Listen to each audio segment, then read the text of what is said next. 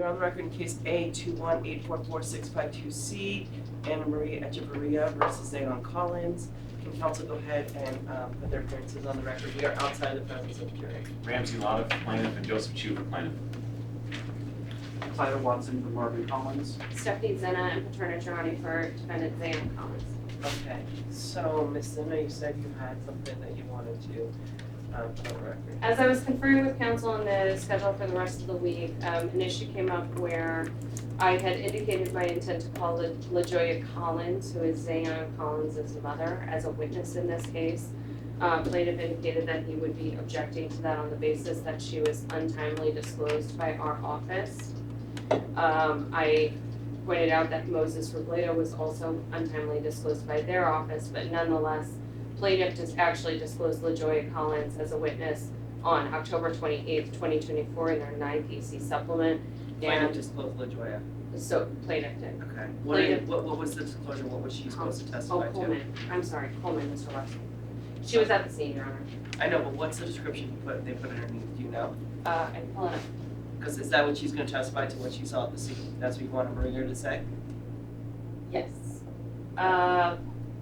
Well, they have her listed as expected to testify regarding her knowledge of defendant's driving habits, the subject crash, and any other matters pertinent thereto. We disclosed her in that same vein, and I'll have to pull up what One more time, read that again. I'm sorry. I'm not the Sure. best audio learner. Just read a little more slowly for me. Sure. LaJoya Tanetta Coleman is defendant Zaon Collins' mother and is expected to testify regarding her knowledge of defendant's driving habits, the subject crash, and any other matters pertinent thereto. Okay. And disclosure date was when again? That disclosure date was October 28th, 2024. Okay. So are you all saying that you didn't know about her? What I'm saying, Your Honor, the defendant didn't disclose her as a witness in their disclosures until after the close of discovery.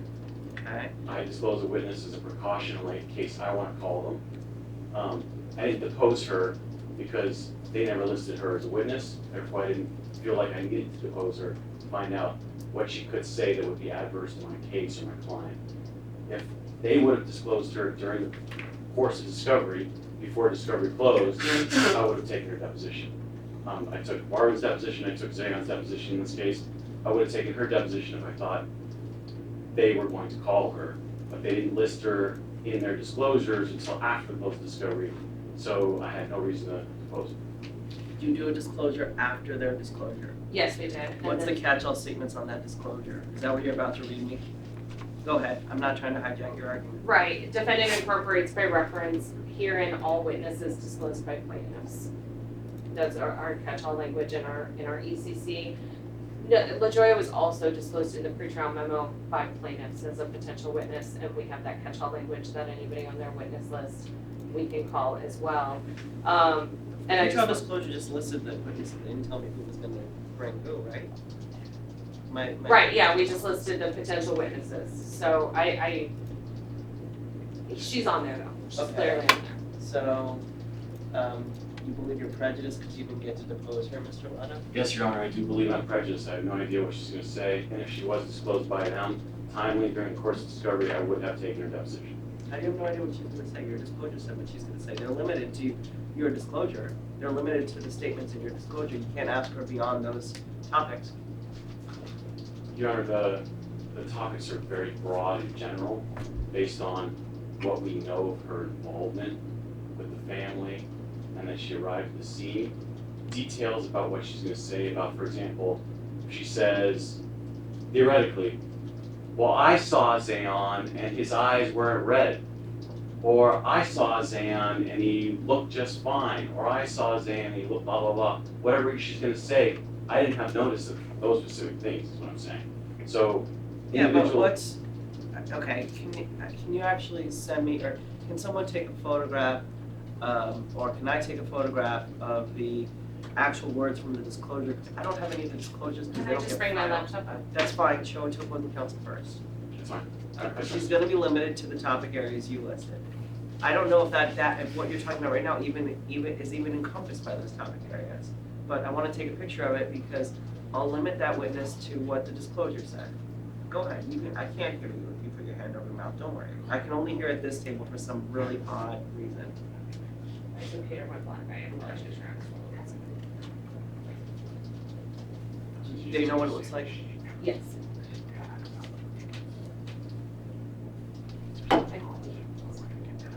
Yeah, it's probably gonna be to email it, but then I would have to dig for where it was in the document. Let me just take a look quickly. Okay, it's okay. Thank you, Mr. Fisher. Thank you very much. Okay. For knowledge of defendant's driving habits, the subject grass, and any other matters pertinent thereto. Okay, so yeah, that is very broad, probably intentionally so. I used to be really broad disclosures too. Beyond the driving habits and the subject crash, what are the any other matters pertinent thereto that you expect to ask her about? And you're not gonna call her now, I mean, it doesn't, it's No, not we're gonna not. get to you for a few days. Right, we're not calling her until Thursday, but she did arrive at the scene and she talked to Zaon on the day of the crash, and there's some pertinent information from those conversations. She was, part and parcel of the criminal matters afterwards, and I think she has relevant testimony to this. And I will note for the record as well that the witness that plaintiff intends to call today, Moses Rigoberto, was not disclosed until February 25th of 2025. So if we were going to do we can't come because we untimely disclosed her, that would be applicable to Moses as well. Good for the goose type of argument. But regardless, I think she was properly disclosed. When did discovery close in this case? 11/25/24. How was Moses was there a disclosure saying all of his children? Like, what did Moses fall under? Moses was disclosed on February 25th, 2025. Okay, no, but what I'm asking, well, it doesn't matter. You're only objecting to Moses if they object to LaJoya, right? Correct. And I'm sorry if I'm mutilating her name. Miss Coleman, let's say that, Miss Coleman. The grounds we enunciated yesterday are, I understand the ruling on all of those, but as to the time. I'll let you talk again, Mr. Ladah. Okay. Anything else before I let Mr. Ladah respond? And then, I guess he's making an objection, so he'll get the final word, but if you want to speak again, you can. You'll just get to speak again after you, okay? As to LaJoya and nothing else, Your Honor. Okay, Mr. Ladah, as to LaJoya, Ms. Coleman. Okay, so, everything, or a number of the things, I shouldn't say everything. A number of the things defense counsel just mentioned she's going to testify to are not encompassed within the general description. Like the criminal case, I don't think any of those things that we put in the description include the criminal case. Her observations of Zaon on the scene, none of that's in the description. So if that's what she's having LaJoya testify to, even if somehow the disclosure part of it, the delayed disclosure part of it, if that's being overruled, then the categories that defense counsel just enunciated are not even within categories that the disclosures would have put us on notice of, if that makes sense. Yeah, okay, she's gonna be limited to these categories. What qualifies as any other matters pertinent thereto? When you hear the question, object, and I'll make a ruling. But it's any other matters pertinent thereto, driving habits, or the subject crash. But I'm gonna let her testify. Anything else? No, I just wanted to say for the record, Your Honor, as far as Moses. Yeah, If. the well, judge- because of my ruling, I think she's not objecting, right? Correct, Your Honor. But go ahead. As to the timeliness, yes. Oh, is there another issue with Moses? We talked Oh, about the it yesterday. The cumulative nature. I just wanted to be clear, I wasn't waiving the objections I raised yesterday, but as to the timeliness, it's fine. Okay, Mr. Ladah, anything else? You're not cut off. Sorry for continuing to cut you off. No more argument, Your Honor. Thank you. Okay. We can just make a record before she testifies about the scopes and what we were and were not notice of what she may or may not say, Your Honor. Yes, let's remind me that you want to do that either the day before she testifies or the morning before she testifies, because you should be letting each other know every day at the end of the day who's on deck for the next day. So when you do that, just remind me. Please email me the disclosure. If there's something else you don't want me to see in that disclosure, though, you can email me just the one page. But the email, everybody should be copying on, okay? I have the picture in front of me, but considering she's not gonna be testifying today, it doesn't really matter, but I will keep it on my phone. But I would like it emailed to me too, Understood, Your Honor. okay? I have an objection to another witness that they're going to call, but it does not impact today. The reason I raised LaJoya was because it potentially impacted Moses. Okay, Would you prefer, since the jury is waiting on us, that we do that at the end of the day? yeah, I think that's probably a good idea. I think they're all here. Are they all here, Greg? Okay, so yeah, let's do that at the end of the day. Anything else that has to be done before we start today? Nothing from the bench, right? I am worse and I'm pretty sure I am sick. So I will do what I can to limit bench conferences so that I don't get anybody else sick, but I didn't want to not come because then everybody has to wait or I have to figure out how to get a sub, which I don't even know if that's available to me. So, whenever possible, instead of doing the bench conference, I will do what I can to either make a quick ruling or ask you to reserve it till the next break. Any questions about that or any other issues? And if anybody doesn't want to come up here for 100% sure, I totally get it. I don't need to know any details. But if you don't want to come up, just give me a wave and I won't call you up. I'll just figure out how to deal with it. They can come in. Thanks. Thank you. Everybody can be seated. Do counsel acknowledge the presence of the jury? Yes, Your Honor. Your Honor. Okay. Plaintiffs' counsel, are you prepared to call your next witness? Yes, Your Honor. Go ahead. Thank you, ladies and gentlemen. We appreciate your presence today. Go ahead. We call Marvin Collins, Your Honor.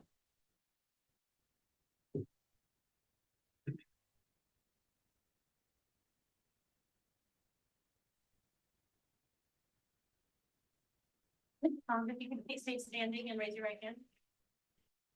You do solemnly swear the testimony you're about to give in this action shall be the truth, the whole truth, and nothing but the truth under pain and penalty of perjury. Please state and spell your first and last name for the record. Marvin Collins, MARVIN, Wonderful. You have a very soft voice, so if you can please, you can pull that microphone real close to you and you can have that red button up. You may be seated.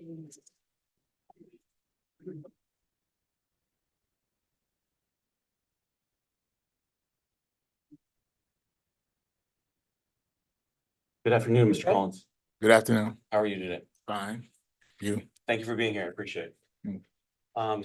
Sorry, I'm not gonna hold keep you hold too on a long. second.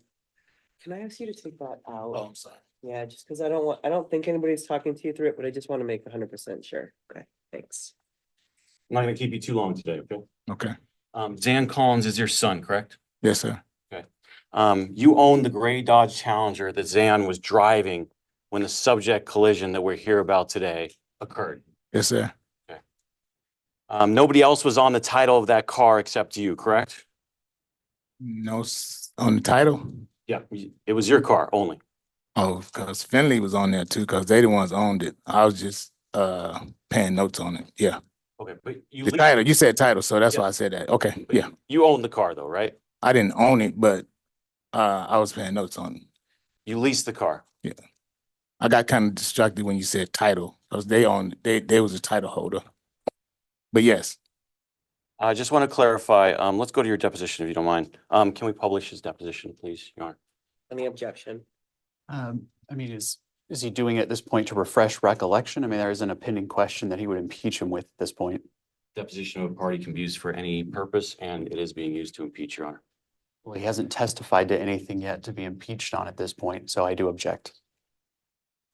Okay, well, I'm not even sure it's being used for impeachment right now. And you're citing, I think it's Rule 30, right?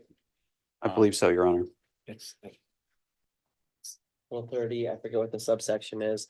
I think it's The 30. section that says a statement of any party can be used or deposition of any party can be used for any purpose by the adverse party, right? yes, Your Honor. I think it's Rule 32, Judge. The Rule 32, thank you. Okay, so I'm gonna permit it, so overruled. Thank you, Your Honor. Judge, it's 32A3, just for the record. May I approach, Your Honor? Yes. Marvin, I want you to follow along where I read and tell me if I read this correctly, okay? We're going to go to page 11, starting at line 18. Tell me when you're there. Question, okay, whose car was Zaon driving? Answer, he was in my car. Question, whose car?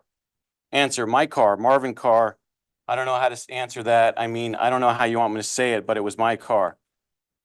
Question, okay, so you own the car. Answer, yes, sir. Question, okay, and what car was it?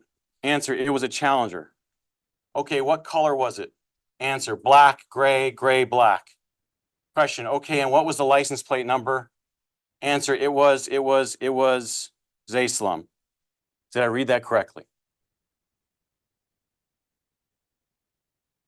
Got kind of lost, but what you were saying was, I heard what you were saying, but it sounds pretty right. Do you want to just read it to yourself and make sure I read it correctly? I can read it again. Page 18, right? Page 11. Or page 11, question 18. Yeah, I'm sorry. Page 11. Line It's line 18. 18. Do you know what he's talking about? The numbers on this, on the left side of the page? Those are the numbers, Yeah. okay, and the page is on the right at the top, 18. Okay. Do you want me to read it again just to make sure we got it right, Marvin? That's it, I'm reading. So, okay, whose car was what was Zaon driving? Answer, he was in my car. Question, whose car? Answer, my car, Marvin car. I don't know how to answer that. I mean, I don't know how you want me to say it, but it was my car. Question, okay, so you own the car? Answer, yes, sir. Question, okay, what car was it? Answer, it was a Challenger. Question, okay, what color was it? Answer, black, gray, gray, black. Question, okay, what was the license plate number? Answer, it was Zaslum. Did I read that correctly? Yes. So it was your car. Yes. The only confusion was when you said about the title thing. The title, I didn't, you don't understand what title? Yeah. Title means who owned the car is the title. You said title. If you just said, I was the one that. You were leasing the car. No, I wasn't leasing it. I purchased the car, but I didn't own the car. What confused me was when you said title. That's all. Yes, I own the car then. Yes, You own the car though. yes. Okay, thank you. Okay. Are either of you intending to call James Collins? No, I don't know who James Collins is.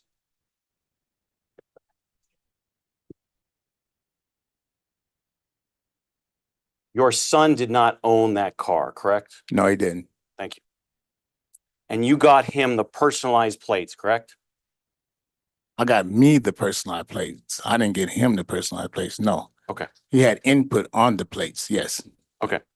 Let's go over that. Can we pull up 7-074, please, Joe? Hold on 1 second. I just wanna, look, here's what's going on with my staff, just so you guys know, so you don't draw any odd conclusions from the question that was just asked.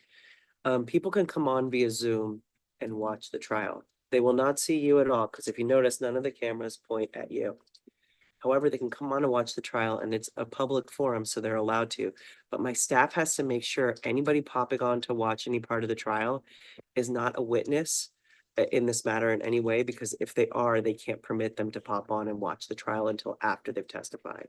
So please don't draw any conclusion from the question that was asked. My staff just has a duty to make sure that no witnesses are watching without knowledge.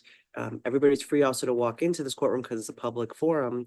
But it's easier when people walk into this courtroom to make sure to turn around and for the council to turn around and see. But unfortunately, the council can't see in any live time who's jumping on Zoom. So we have to ask that occasionally to make sure that we're not letting a witness sit and listen to a part of the trial they shouldn't be hearing. Your Honor, and I apologize. I have confirmation that it's Zaon's uncle, so not a witness. Okay, thank you very much. Go ahead and just, I think I said this before, but if and this goes for parties and for any of the council in here, if you know somebody's gonna sign on and watch, if they can just put in the chat, if they know how to do it. I know some people don't, as soon as they get on, I'm not a witness, I'm not a party. And we'll just relabel them as observer as soon as we can. Go ahead, Mr. Ladah. Thank you. Sorry for interrupting. No problem. Marvin, we established that you purchased the car, correct? Yes, sir. And you were making payments on the car, correct? Yes, sir. Okay. And it was your car? Yes, sir. Okay. And this is the plate, the Z-Slum, that's the plate that you put on the car. Yes, sir. Okay. What does Z-Slum stand for? It's a little thing that Zaon and his friends they would call him sometime. They came up with it like on this social media thing. And actually it was, I asked him what would he want? And he told me that. And I just got him. Long story short, the I want- Z is for Zaon, correct? Yes, You don't have a Z in your name, correct? not at all. So the Z is not for you, it's for Zaon. Yes, sir. Thank you. And just to make sure, 7-0162, Joe? And can we focus in on the plate? That's the same plate for the same car, right? Yes, sir. And your car was involved in this crash, correct? Yes, sir. And your son, Zaon Collins, had your permission to drive that gray Dodge Challenger on December 30th of 2020, correct? Yes, sir. Actually, every time he has driven that car, he had your permission to drive it, correct? Yes, sir. Thank you.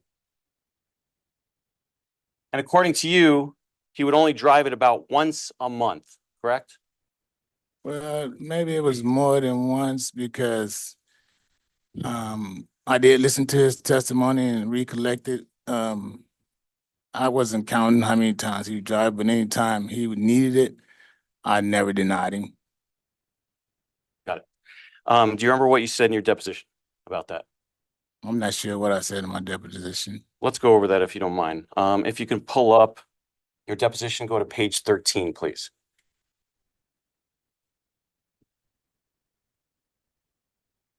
Tell me when you're there so you can follow along, please, Mr. Collins. I'm here. By the way, do you prefer Marvin or Mr. Collins? What do you prefer? Okay, thank you. And I'm on page 13, starting at line 14, okay, Mr. Collins?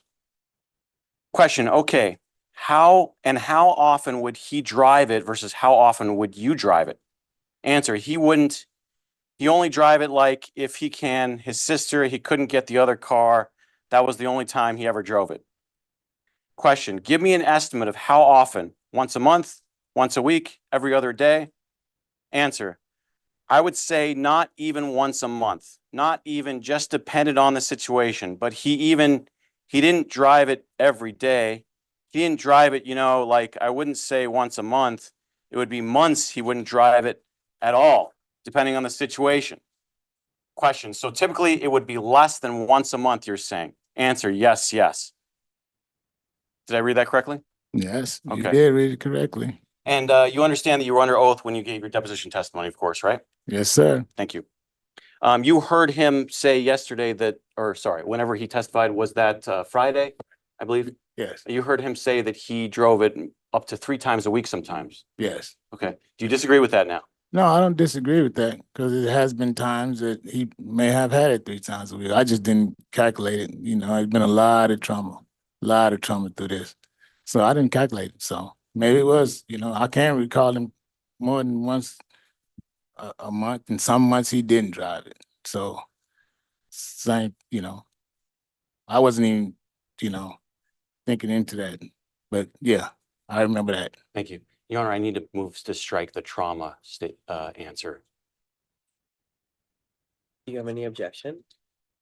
Just explaining the question that was asked him. I don't know what the grounds for striking it would be. It's non-responsive and it's not relevant to the issue. I disagree that it was responsive. He was explaining a perceived inconsistency in testimony. He's explaining why that happened. Go ahead.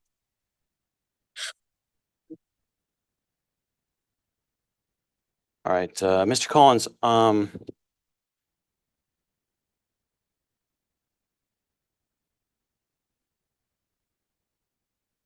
there was a marijuana jar left in the gray Dodge Challenger, correct? Yes, sir. Okay. And are you claiming that that was your jar of marijuana? It was. Okay. Can we go to 7-0169, please, Joe? So you're claiming it was not Zaon's jar of marijuana? Okay, He wasn't even old enough. He was only 19. He didn't, that was mine. got it.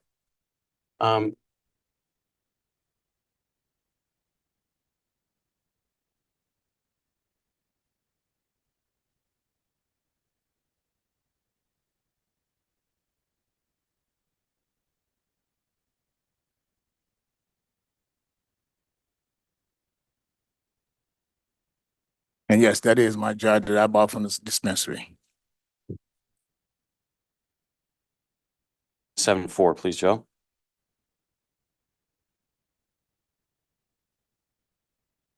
I understand what you're saying. I just want to clarify. You agree that this is a container that contains marijuana. Once upon a time, it contained marijuana, but it didn't contain marijuana then. And can we go to 7-0175? Please, Joe.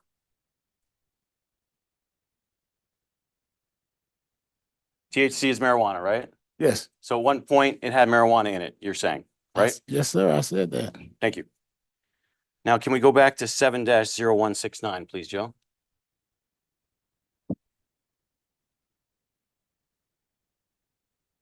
Can you see the container there in the picture? Yes, sir. Okay. Can we circle that, Joe? That's the container of marijuana is what I'm circling right there.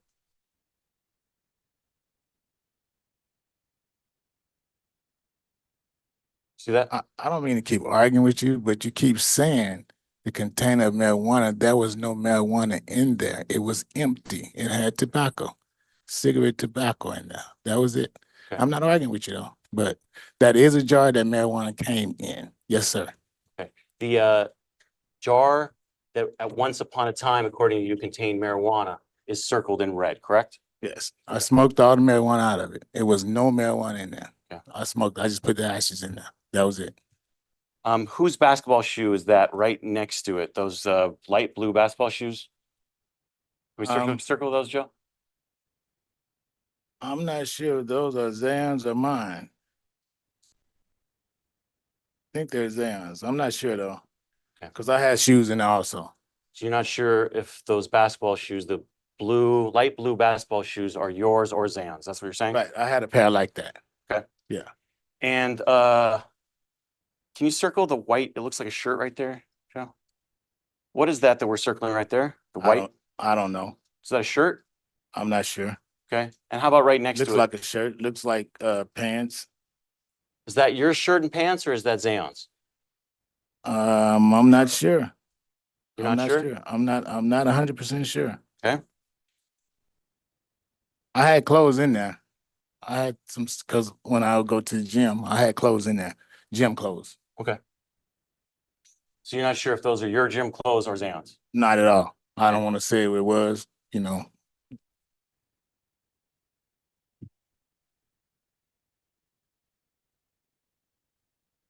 All right, can we get to 7-0171? Is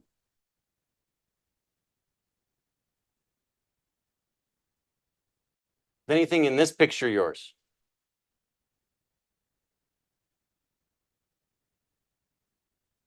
What's yours in this picture and what's Zaon's?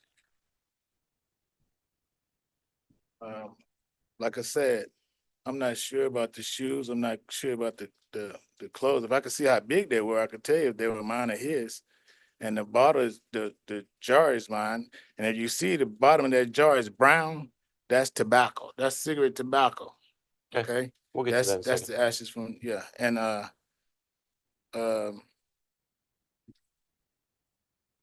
in the car, that's all I see. Okay.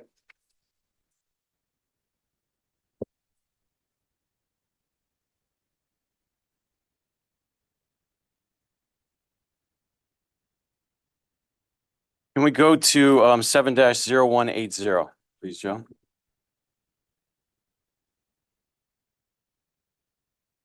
What is this, Mr. Collins? Okay. Can you repeat yourself? Is the microphone not on or is he just It's not on. Oh, maybe I hit it. took it by accident? Up is on, right? Okay, sorry. Can you just repeat your last name? That is Swisher tobacco paper with look like a couple of stems. So there's no, according to you, there's no marijuana in there. No marijuana. Okay. Why was this container in your car? I forgot it. I straight honestly forgot it, and it's something that always haunted me. I forgot it.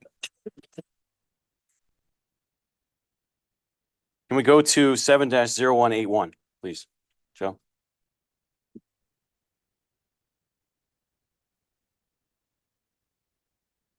You see, what's in this picture there? It looks like there's some headphones down there on the floor. Do you see that? Yeah, Are those your headphones or Zaon's? I think those are his. Those aren't my headphones. How about that bag, that Louis Vuitton bag? Is that yours or Zaon's? That's my Louis bag. That's I think yours. that's Okay. my Louis, yeah. Anything else there yours?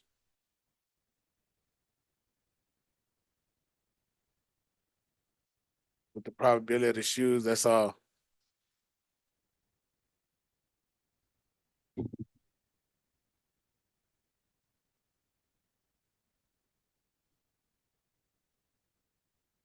Just the shoes, that's all? Yeah. I thought Those you weren't my said headphones. your headphones? Those weren't my headphones. Okay. They were not my headphones. Got it. And you said the shoes, you're not sure? Yeah. And the bag is yours, you're saying? Yeah, that looked like my Louis bag. Okay. Oh, the wallet one.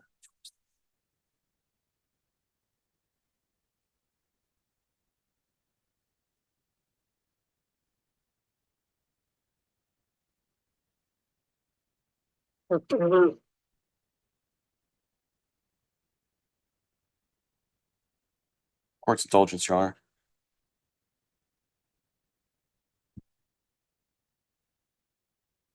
Zero one seven seven. Can we pull up 0177, please? And whose wallet is that? Yours or Zaon's?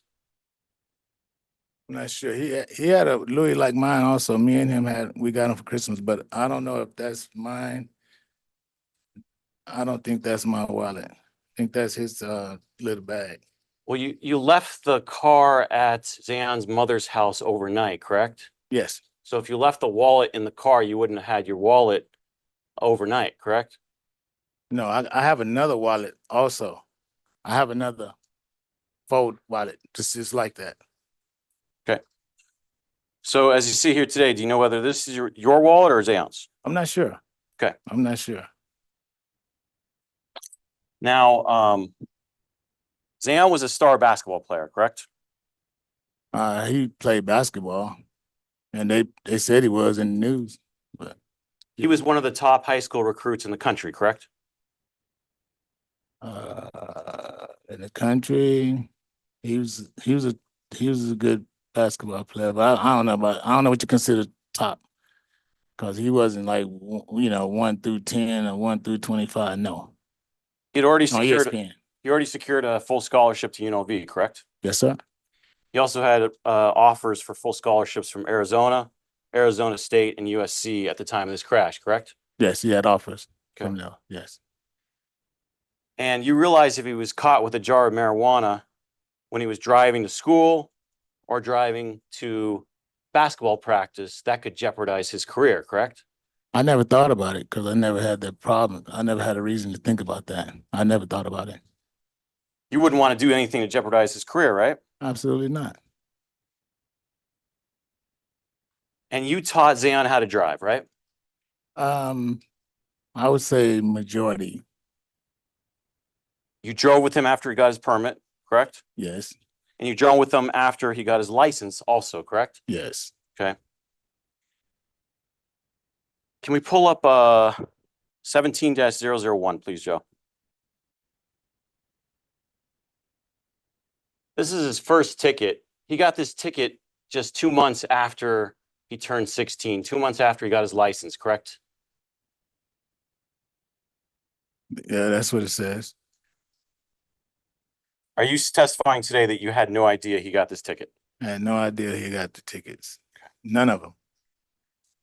Can we pull up 17-003, please?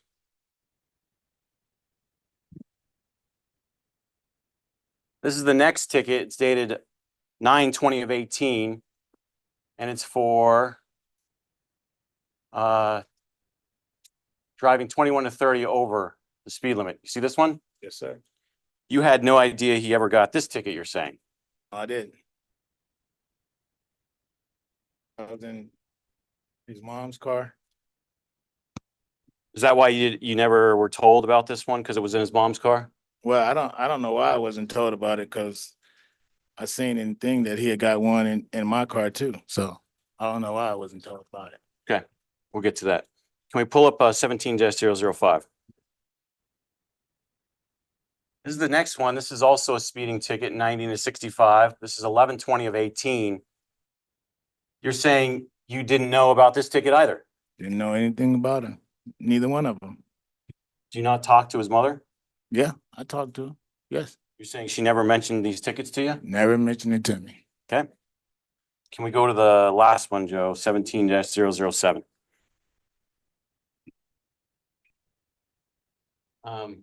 This one was in your car, the Dodge Challenger, correct? Yes. See that there where it says Dodge Challenger? Yes. And you see where it says vehicle license Z-Slum? Yes. Okay. Are you telling us you didn't know about this ticket that I was did. in your car also? I did. Okay. And you're not aware of Zaon ever smoking marijuana, correct? Not aware at Okay. all. You're not aware of Zaon ever speeding in any vehicle before this crash, correct? No, sir. You're not aware of Zaon being an unsafe driver in any way, shape, or form, correct? Not at all. You also said in your deposition you never talked to Anne Marie. Remember that? I never talked to her. Correct. I didn't talk to her. Okay. So you never talked to her. No. Court's indulgence, Your Honor. She talked to Zaon one day. He's screaming at him several times. Objection, Your Honor. Move to strike. That wasn't the question. You guys want to respond? No response. You can strike it. So since there's no objection, that will be struck from the record.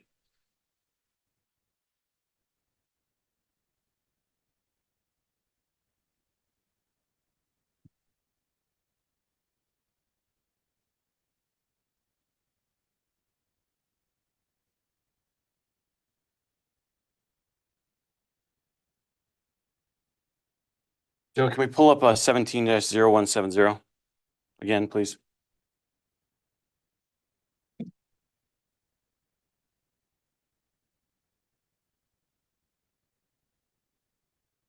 First of all, Mr. Collins, did you know there's an open container law for marijuana in Nevada?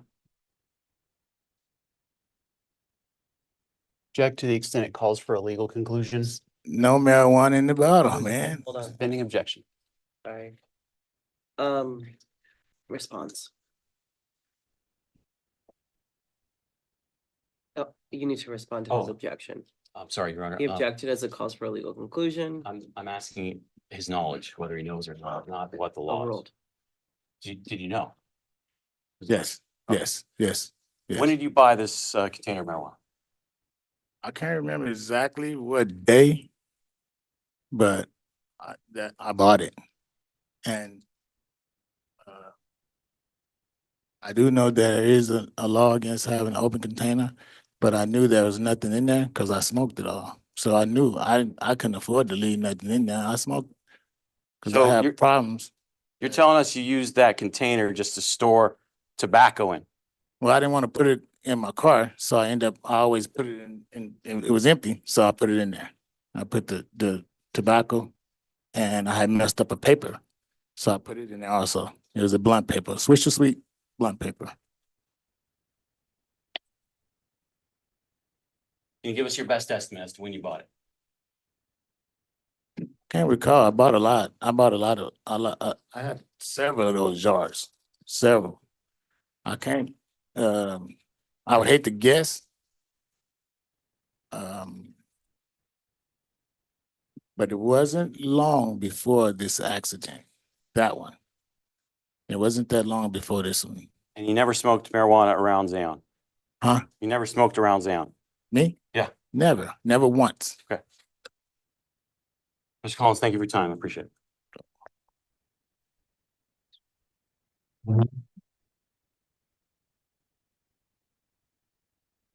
Good afternoon, Marvin. Good afternoon. I'm going to go ahead and be pretty brief with you as well. Sound good? Yeah. Okay. Where do you live, Marvin? live at 2031 Bengal. Okay, and that's here in Las Vegas? Yes, sir. And how long have you lived in Las Vegas? 61 years. And what do you do for work?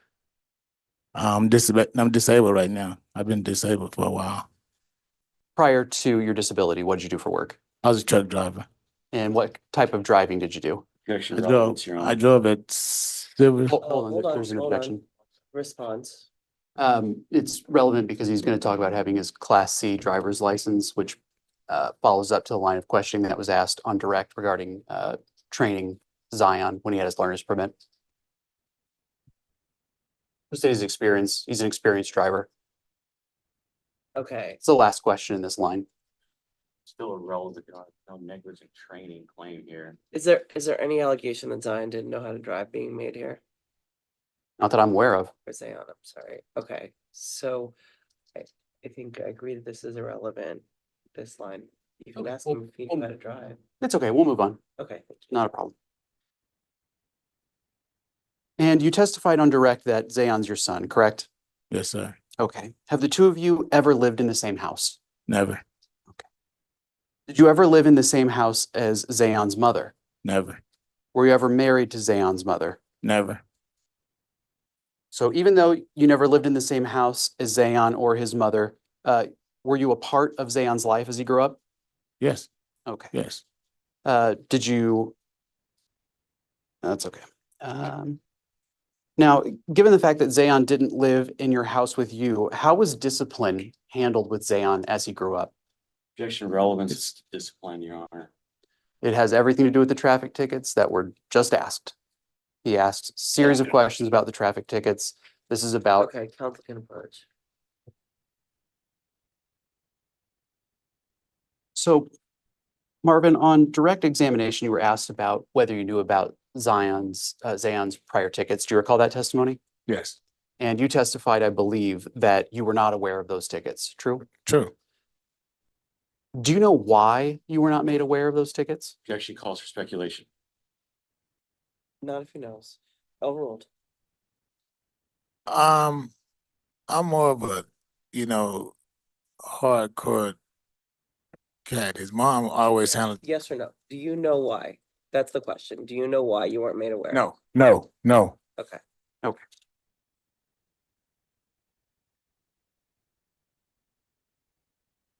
And just a few moments ago, we went through that list of tickets. Do you recall seeing those up on the screen? Yes, sir. Okay. And did you see that the last speeding ticket that Zayon got was in November of 2018? Yes, That's 25 months before this collision that we're here for today happened, correct? correct. All right, I want to ask you a couple questions about your vehicle, the Dodge that we've been talking about. Prior to the collision, how long had that been your vehicle? Right at a year, about a year, maybe a little over a year. All right. And did that vehicle have any special features? Was it enhanced in any way? Not at all. It was a stock Challenger, Okay. regular Challenger. Was it No. the lowest It was the or lowest. highest end trim package? It was the lowest because that was the only one I could afford. It was the lowest model that they make. Okay. It's Do you, red- sorry, I didn't mean to cut you Objection off. to affordability, Your Honor. Oh, well. Okay, response. It was just his response to the answer. I mean, that's why he was purchasing that Yeah, vehicle. his objection is that it's beyond the scope of your question, so it's narrative and unresponsive. What's your response? It's fine. You can strike it. We don't need Okay, that so if you're not testimony. objecting to being No. struck, then that answer is struck from the record. Or Thank the- you. The part that was objected to is struck from the record. Go ahead. But again, it was the lowest trim package, correct? Yes, sir. Okay. Do you know approximately what the horsepower on that vehicle was? I think it was like right at 300, about right around 300. High twos, 300 horsepower. Okay. Were there vehicles in that class that had a significantly higher horsepower than the one No. you purchased? Not at all. It's regular horsepower. It's just regular car horsepower. That's the one you purchased. I'm asking, were there other Dodge vehicles similar to yours that would have had a higher horsepower? Oh, absolutely. Okay. Absolutely. They have some that really got horsepower. Okay. Yeah. And And there were some questions on direct about Zaon's use of the vehicle. Do you remember those questions? Yes, And there's some question about the frequency with which he borrowed the vehicle from you. right. Irrespective of the number of times that he borrowed the vehicle from you, was there ever a point in time where he borrowed the vehicle and it came back scratched, dented, or crashed in some way? Not a once. Not a once. Prior to purchasing this vehicle, did you loan other cars to Zaon of yours to use? No, because he had just started driving. I helped his mom get a car. Well, matter of fact, the car that was on there, I helped her get that car, and that was a car he drove more than mine. Okay, you just made a hand gesture to the screen saying the car on white Nissan, I helped her get that car. Okay, and so that he was must- one of the vehicles that he received some tickets in? Yes, Okay, yes. but that wasn't your That vehicle? wasn't my vehicle. That was hers. I just helped her purchase it. Okay, and so just trying to do the math, if this collision happened at the end of 2020, you believe you purchased the vehicle sometime in early 2020? Is that fair? Yes. Okay. And prior to that, Zaon wasn't borrowing your vehicle? No, no.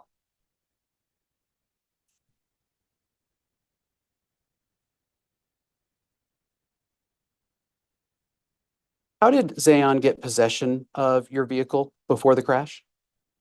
I brought it to him. His mom took me back. I brought the car to him. He needed it that day that happened. He needed it, and I brought it, and she took me back because I think Zan was in the shower or something that he didn't take me. Okay. Because he would have taken me, but his mom ended up taking me. Okay. And what about the keys? Did he have his own set of keys or did you have to leave yours with someone? No, I left mine. Okay. He And didn't with have whom no did you leave keys. them? With his mom. He didn't have no keys to it. Did you see Zaon the day you dropped off the car? No, I didn't even see him. I think he was in the shower or something. I didn't see him. I just picked her up and went back home. Understood.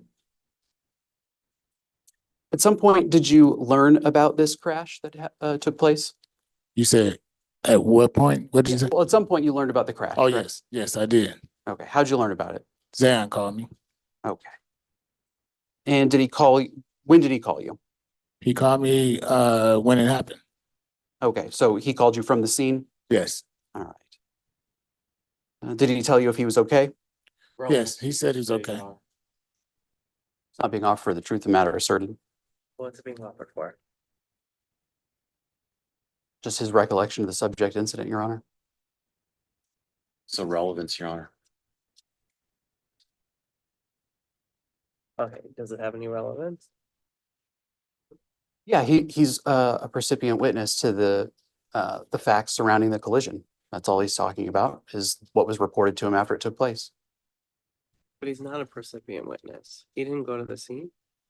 He went to the hospital. Okay, but we're not talking about that, are we? Well, we're getting there. It's okay. I'll move on. I'll withdraw it. Okay. You were also asked some questions about the marijuana jar that had the tobacco paper in it. Do you recall those questions? Yes. And you had some questions about whether that was your jar. Do you recall those questions? Yes. Okay. Did you ever buy marijuana for Zaon? Never. Never. Did you ever know Zaon to use marijuana before this incident? Never. Never. Never. Were you ever present with Zaon at any point in time where he consumed marijuana, whether it be smoke or gummy form? Not once. Never. Okay.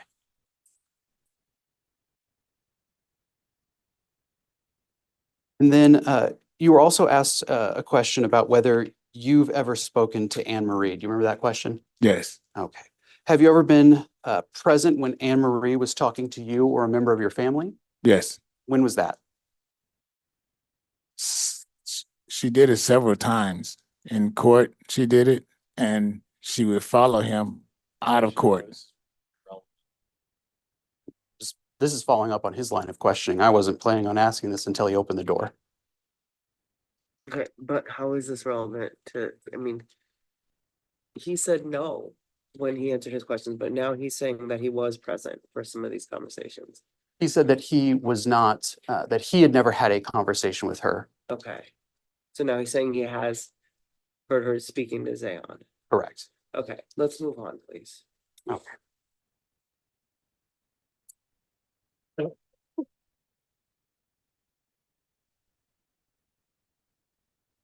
Prior to Zaon getting his driver's license, when he had his learner's permit, you drove with him in the car, correct? Yes, Okay. During that time, did you observe him following the rules of the road? every time. Okay. And then after he got his driver's license, did you ever ride with him? Yes, Okay. And during those times, did you observe him following the rules of the road? every time. No further questions. Ms. Zena, any questions for this witness? No question, Your Honor. Thank you. Mr. Ladah, any additional questions for this witness?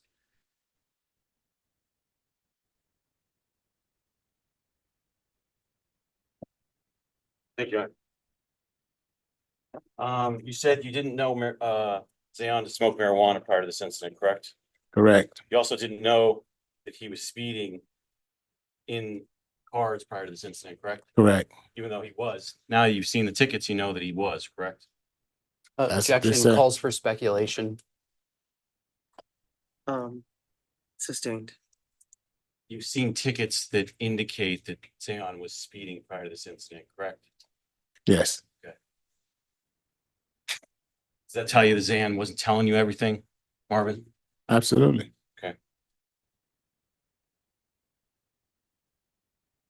The Swisher Sweets that were in the jar of marijuana, the jar that, according to you, formerly contained marijuana. Those can also be used to roll blunts, which are cigars with marijuana in them, correct?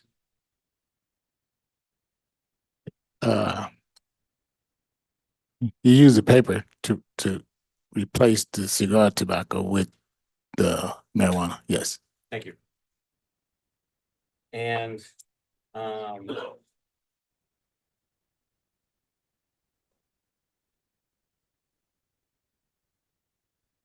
just want to make sure we're clear. That last ticket, can we pull up 17-007, please, Joe?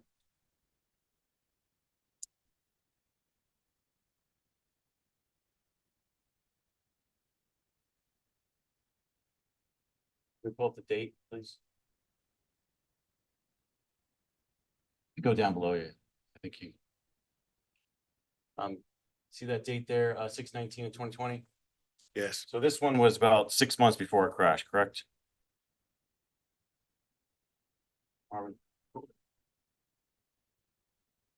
Yes. Yeah. Crash occurred December 30th, 2020. This Right. ticket is given Yes. 6/19/2020, right? Yes. Yes. Thank you for your time, Marvin. I appreciate it. Okay, any additional questions? Just one. That last ticket that was just on the screen, was that for speeding or something else? That was for going behind the island. It was an island right there. It wasn't for speeding. Thank you, Marvin. Mr. Ladah, anything additional? Just want to make sure we're clear. You're not disputing that you own that vehicle. That was your vehicle, correct? Yes, I owned it. Thank you. Yes. Thank you. Anything additional, Mr. Watson? Nothing, Your Honor. Okay, any questions from any of the jurors for this witness? Okay, I'm not seeing anybody writing. If anybody is writing, please raise your hand now, so I wait. Okay, seeing no hands raised. Thank you very much, Mr. Collins. You can feel free to step down. Plaintiffs' counsel, are you prepared to call your next witness? Or actually, it is 2:15 right now. Do you guys want to take our afternoon break right now, our 15 minutes, or do you want to try to get through another witness first and take it closer to 3 o'clock? Anybody have a preference? Go ahead. Yeah, you want to take it now or closer to 3? Okay, does everybody think they're okay to power through to 3? That's about 45 minutes. Okay, great. Judge, I'm trying to confirm that the next witness is ready. We might need. You might need a break anyway. Pretty good? Oh, he's not in the hallway, but my understanding is he's On his way up? very close by. Okay, so why don't we do Sorry this? about that. Why don't we just stay on the record, but everybody can kind of stretch their legs for a minute and we'll give him like 2 or 3 minutes to try to get here. You think he's in the building? They're not in the building yet, Judge. Okay, but they're parking maybe? It sounds, Okay, trying to act like I know. I think it's gonna make sense to take a break. If we need to take another one after the witness, that's okay. But we're gonna take like a short, let's say 15-minute. If you want to go get a cup of coffee, feel free to do so. We will wait for you to come back if you're a little longer than 15 minutes. We don't start till you're ready to go, believe it or not, even though it might not seem like that. I gotta read you the instruction, then I'll give you a 15-minute break. You're instructed not to talk with each other or with anyone else about any subject or issue connected with this trial. You're not to read, watch, or listen to any report of or commentary on the trial by any person connected with the case or by any medium of information, including without limitation, newspapers, television, internet, or radio. You're not to conduct any research on your own relating to this case, such as consulting dictionaries, using the internet, or using any reference materials. You're not to conduct any investigation, test any theory of the case, recreate an aspect of the case, or in any other way investigate or learn about the case on your own. You have to talk with others, text others, tweet others, Google issues, or conduct any other kind of book or computer research with regard to any issue, party, witness, or attorney involved in this case. You're not to form or express any opinion on any subject connected with this trial until the case is finally submitted to you. Okay, with that being said, it is shortly after 2:15 now. Let's try to get back by 2:30, but like I said, if you need a couple more minutes, go ahead and take them. Excuse me. Does anyone want to make any kind of record outside of the presence? I do want to make a quick record, Your Honor, just should speed things up. Tyler, were you done with your questioning? Yes. Okay, since he's done with his questioning, Yeah, Mr. Collins is back. Is that what you were asking about? no, I want to make a record about something else. Oh, okay, go ahead. Under NRS 41.440, otherwise known as the Family Purpose Doctrine, we've established everything to establish as a matter of law that Mr. Collins is liable to Zaon Collins for under agency theory for Mr. Zaon Collins' negligence always driving the vehicle. We established that it was permissive use. We established that it was Mr. Marvin Collins owned the vehicle, and we established that they're father-son. So I don't think there's any issues there. Excuse me. And maybe defense will even stipulate to it because I don't think there's any way to get around it, quite frankly. Okay. Defense, are you prepared to respond to this? No, we'd ask until tomorrow to respond to that. And it's a motion under NRS 41440 to impose liability if liability is found against Zaon, right? Correct. Okay. And for 41440, imposition of liability states the following. Any liability imposed upon a spouse, son, daughter, parent, brother, sister, or other immediate family member, other immediate member of a family arising out of his or her driving and operating a motor vehicle with the permission, express or implied, of such owner is hereby imposed upon the owner of the motor vehicle, and such owner shall be jointly and severally liable with his or her spouse, son, daughter, parent, brother, sister, or other immediate member of a family for any damages proximately resulting from such negligent or willful misconduct. And such negligent or willful misconduct shall be imputed to the owner of the motor vehicle for all purposes of civil damages. Okay, you said you want to respond to it tomorrow? Yes, Ron. Okay, and maybe talk to opposing counsel too, because if there's agreement, then we don't need to hear argument on it. Any other record anybody wants to make at this time? No, Your Honor. No, you're No. Okay, where do you think your witness is? How close? And does your witness know to be very careful what he or she is discussing in the hallway and the elevator? Because there will probably be jurors in the elevator at this point. They're in the elevator right now, Judge, and paralegal's gonna go out and grab them and Okay. muzzle them. Okay, great. Okay, anything else before we take a break too? No, Your Honor. Okay, then we'll take 10 minutes and if I could get everybody back here at 2:30, that would be great. Does anyone need a bathroom key? No, thank you. No, I think I'm okay. Okay, Keep that. thanks. Sorry, we're off, right? Okay, we are back on the record in A21844652C. We are outside the presence of the jurors. I have counsel informing me they need to make some kind of record regarding scheduling. So counsel, go ahead. Yeah, Judge, and just Just a heads up, so this implicates the objection to one of our witnesses that is in brought up before, so I'm not gonna step on her toes, I'll let her address that. But we have, after today, no additional lay witnesses or character witnesses, if you will. Our witnesses scheduled for tomorrow were we had the coroner subpoenaed for I believe a mid-morning slot. We are no longer calling her, as was tentatively discussed yesterday. We have the lead detective for this accident, Detective Figueroa. He is subpoenaed for 1:00 p.m. tomorrow. We reached out to see if he'd be able to come earlier. He cannot. And then we have our economist, an expert, Eugenia Larmore, who is traveling in from out of town, and she is slotted for the afternoon right after Detective Figueroa. So our concern is now that we're not calling the coroner, we have these two witnesses slotted for tomorrow afternoon. We do not think that the morning is enough time to take care of our clients who are our only remaining witnesses. I mean, we think that Eric will probably be relatively short, and Marie will be half a day, probably a little bit longer. So we run the risk of not finishing with Anne Marie by lunch, and then we have a detective who's subpoenaed for a specific time slot. As such, Judge, we were going to propose tomorrow also being a half day in the afternoon. We call the detective, we call our economist, and then on Thursday, starting first thing in the morning, we can have our two clients go back to back, and we would anticipate being able to rest probably by the early afternoon, maybe mid-afternoon, depending on how long they take. And that still mostly comports with the timeline we laid out. What's the defendant's position? I don't know if now, I don't think we want to argue about the witness that I'm objecting to for tomorrow, so let me just address the scheduling and we can do that. Oh, you're objecting to either the lead detective or the economist? I am objecting to the detective. Okay. No, Stephanie, can I say, the reason I brought this up now, and maybe we should address it, is because we're gonna call these two witnesses back to back right now. We're gonna be done for the day, and we'll need to address scheduling so we can tell the jury what time to come tomorrow.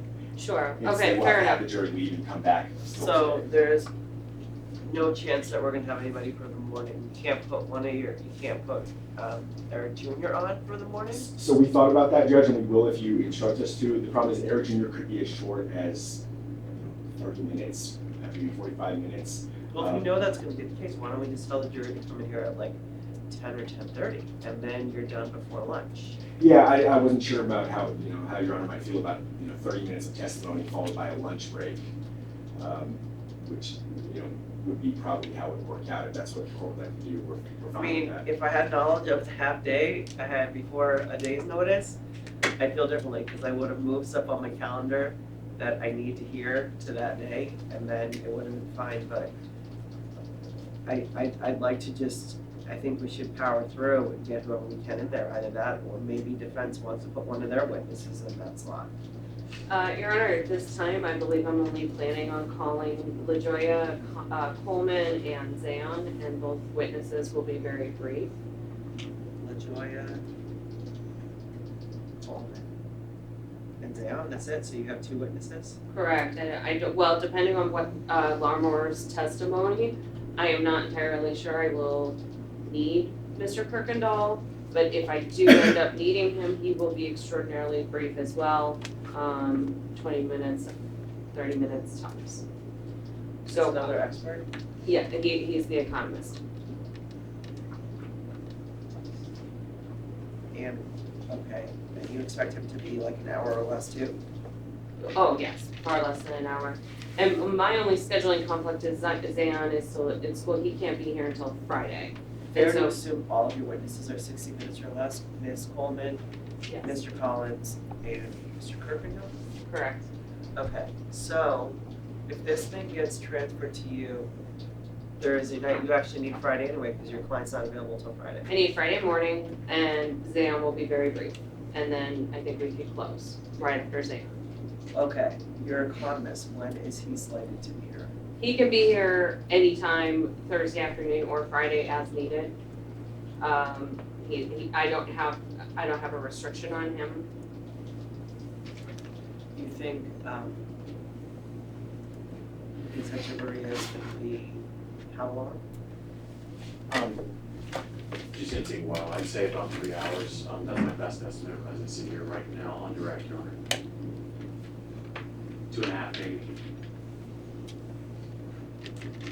I mean, I guess what I'm wondering is if we can, so the way the plan's set now, if we can have Eric Jr. on in the morning tomorrow, and then, or even at 12 o'clock, we could do a 12 o'clock and I could ask them to have lunch before they got here. We could do a 12 o'clock, 1 o'clock, 2 p.m., and then release them for the evening, and then come back Thursday morning. And we start with, or actually, we could even just do a half day Thursday, because Zaon can't be here on Thursday, right? Only Friday? Only Friday. Okay, so we could do a half day on Thursday, because I don't see the point in potentially ending early. Like, you could start the day at, I guess 11:30, and then, or 12 o'clock, and when we finish with Ms. Echevarria, you transfer the case, and then they could do their case in chief on Friday, and we could go from there. What do council think about that plan? I don't want to throw a monkey wrench in, but the NRS 41.440, I believe it was, on the Event Purpose Doctrine, that is going to significantly impact the verdict forms that is granted. Yeah. Because I don't think Marvin Collins needs to be on the verdict forms in the event that that's granted, because it's just automatic liability transferred to him for the compensatory damages. That makes sense? Because that's exactly how it reads, Your Honor, statute. That he doesn't go on the verdict form anymore? The statute doesn't say that, it's silent on that, but that's my, I don't think he needs to be on the verdict form because it's automatic liability, if that makes sense. It just gets transferred to him. So, Are they stipulating to take you off? no, they're not stipulating that, but I'm bringing up that there might be argument regarding the verdict forms, if I'm making sense, and there might be considerable argument Yeah. on the jury instructions as well, considering some other things that have come up throughout the trial, Your Honor. More than what we can handle on Friday afternoon? If No, we're done with the case Friday afternoon, then we can resolve it all Friday afternoon, and we come in Monday to do closing? I believe that is perfectly fine. I was saying that because I didn't believe we would get to closing this Friday. No, I don't think we're gonna get to closings Friday either, at least I don't think we should. Not because I don't think it would be possible if we could, but because I think we need to make sure that everything is organized. Like, we need to find time in here, and if Zaon can't testify until Friday, we need to find time after defense rests. And I'm assuming you don't anticipate any rebuttal. Depends what Zaon says. The only rebuttal may be Ms. Echevarria. Okay, so we could build that into Friday afternoon, and then I could just, is there any way you guys can plan to stay as late as we can Friday to get jury instructions and verdict forms completely done? And then we can let the jury leave?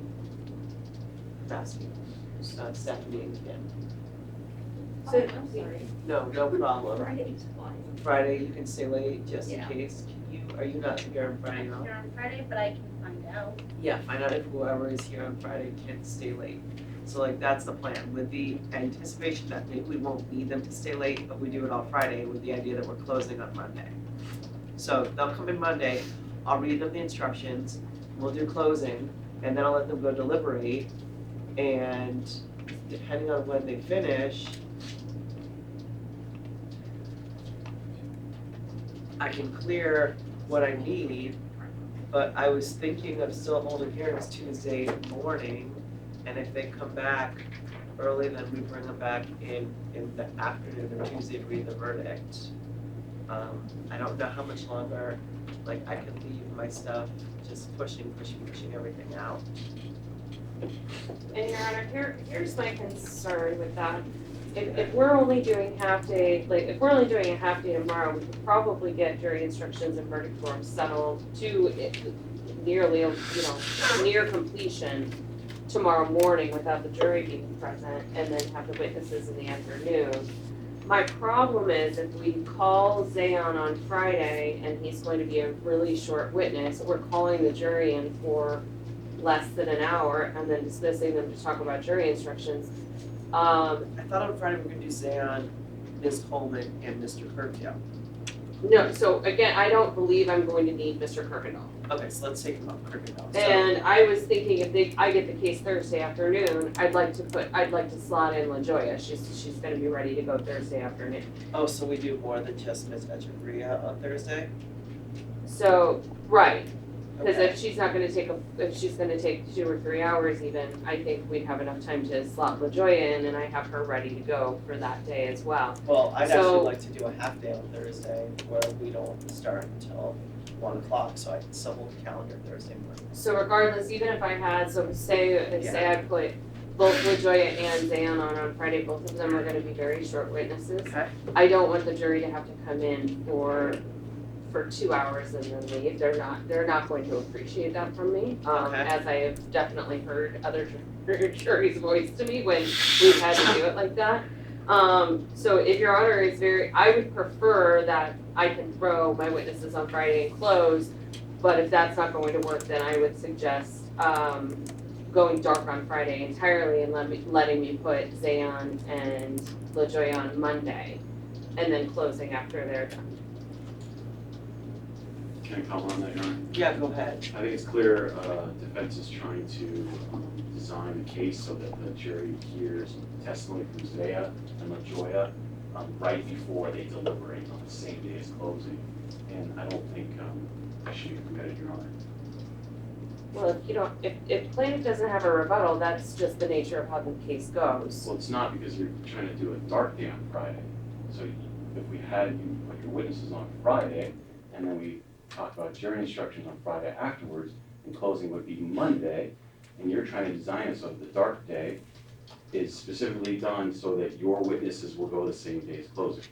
I'm actually I'm trying to kind of close alarmed Friday. that people can't be available on Thursday, because I thought the original plan when we talked about it, and I thought the order even said that the case was gonna be transferred to defense on the 15th. Yes, Judge, the plan by the 15th was what Your Honor, I guess strongly recommended that we do, and then when there was a change in Ms. Zinna's timeline for what she's dealing with, Your Honor indicated we had a little more room to stretch our legs, maybe take some half days. We have really not tried to do that though. What we have done is eliminate, Okay, here's what I'm half our gonna do. witnesses. Thank you. Thank you for your comments. I'm gonna think about this while we do the next couple witnesses. And I will just tell everybody it's not gonna be based on whatever I think people want. It's gonna be based on what's gonna work with the court schedule. And, I'm hearing from you, Zaon's only available on Friday, right? He's taking the 5 a.m. flight on Friday morning, just like we did last week. So he's only available on Friday. Do you have any witness that's only available on certain days, other than what you already discussed, which is the detective at 1 p.m. tomorrow and the economist at 2 p.m. tomorrow? Correct, Judge. Yeah, Okay, and then after that, the only witnesses you have left are your clients, right? correct, Judge. And I just want to clarify, I'm so sorry, Your Honor, one thing. Zaon is also available Monday. I just didn't want that to, because Okay. he's done with school after Okay. Thursday.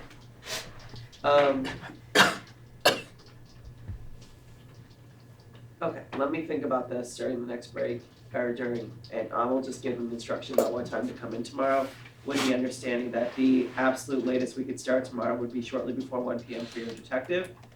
But I've also got to look at the court's calendar to see, now tomorrow, I have a very clear calendar, so I'm gonna have nothing in the morning, so maybe we do come in the morning and do what we can to get all the preliminary stuff done we can possibly do.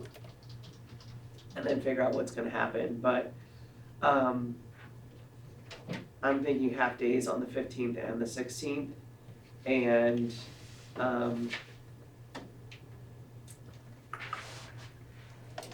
I thought we talked about closing on the 19th once the schedule was amended, but I gotta think back to what we did. I realized that the order that went in place on the 28th is kind of moot at this point because of the change in the procedure and then the adjustment going through here as we've talked about it.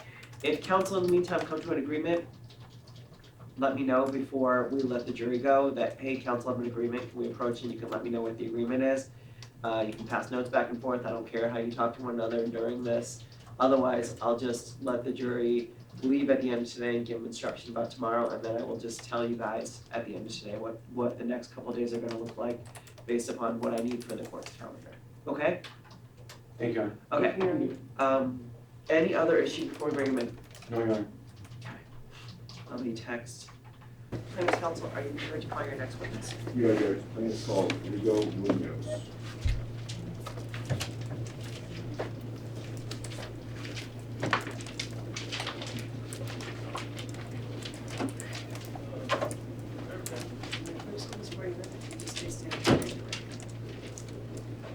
You do solemnly swear the testimony you're about to give in this action will be the truth, the whole truth, and nothing but the truth and pain and penalty of perjury.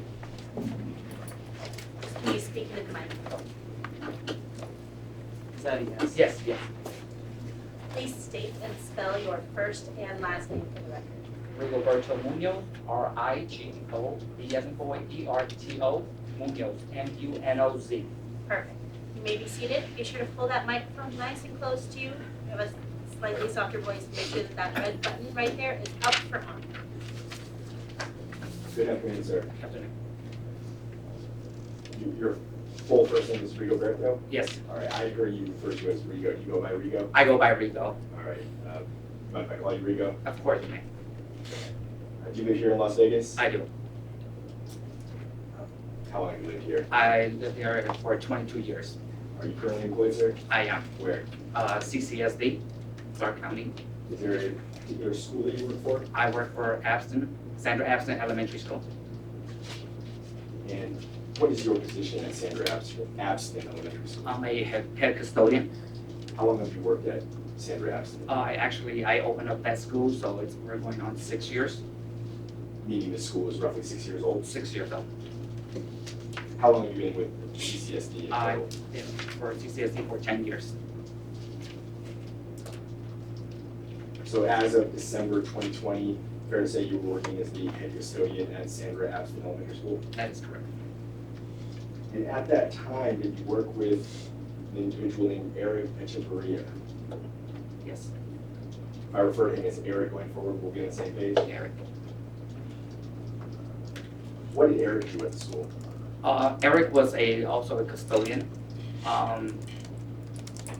Actually, I was his head custodian, also I was his supervisor. You were head custodian, so you were a supervisor? Yes, Was there a department or a team, I guess, a custodial team that you supervised essentially? that is correct. And how long, or if you don't know exactly approximately, how long did you work with Eric prior to him passing away in December of 2020? I would like to say about 3 years. And did you and Eric work closely together throughout that 3-year period? We did, especially during the summer breaks. Okay, I was gonna ask, that's my next question actually. So you guys worked in the summers as well as during the school year? Yes. You have to get summer school? So it's summer school, right? Correct. There were no students, so we all came in early during summertime. I want to ask you first about your impressions, your recollections of Eric in terms of his skill or ability as an employee, as a custodial employee, okay? Is it fair to say that given the position you held and you guys worked in the same department, you were able to observe and evaluate Eric in terms of the performance of his job duties? Yes, actually, yes. He was, sorry about this. Oh, go ahead. He was one of a kind. He was very well trained. He knew his duties. He knew his duties. He knew what to do, where to go, and actually he was one of my leads. So It sounds like you're saying he was a good worker. he was very well, good work. Is there any other description you want to provide as far as his overall skill? I mean, you said enough. I can move on. I wouldn't feel like I cut you off. he was the one that, you know, if I was to be absent, he would take over my shoes. He knew what to do. There was no pressure. He stepped in right into my shoes.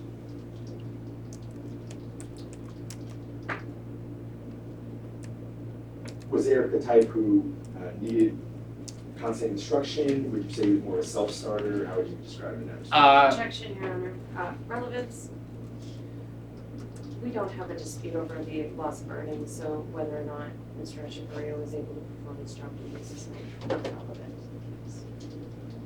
I'm not sure what they expected he was going to testify to, Judge. There's no objection to this witness.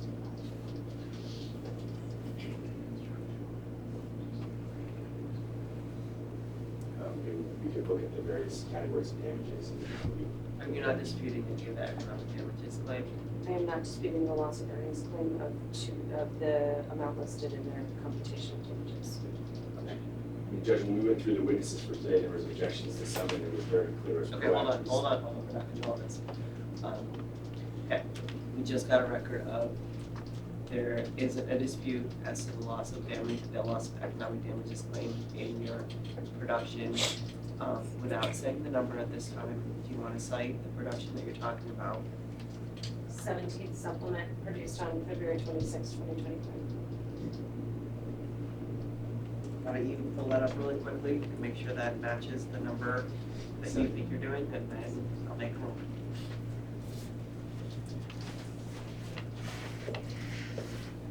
Just bear with us, okay? Believe it or not, this might expedite the process. If you have it handy, maybe you can show it to me. I do have it. He's got it up, why don't you show him that, and then we'll make a record of exactly what you showed. Your Honor, there's another issue if we can approach. Yeah. I know.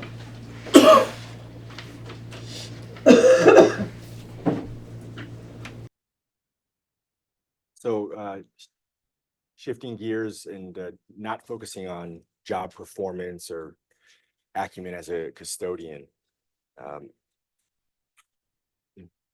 How would you describe Eric in terms of the type of person he was to be around at work? Very seriously, you know what, he was one of a kind. Eric was loved by everyone. Talking about staff, teachers, students, my coworkers. He was that type that, you know, he had words for everybody. He had your time. He had your attention.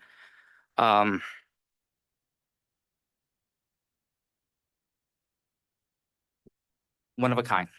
One of a kind.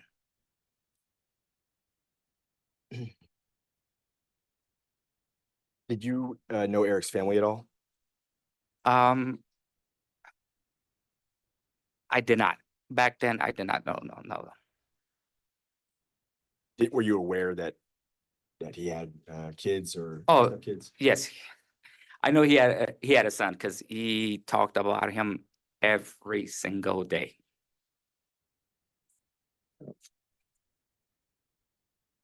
So Eric passed away on December 30th of 2020.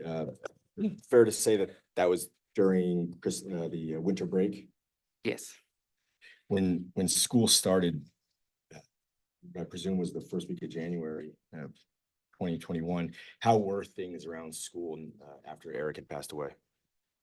The school was not the same. It was like this dark hole. It's just, I don't know how to describe it, but it was lonely, it was sad. And, you know, everybody coming up to me.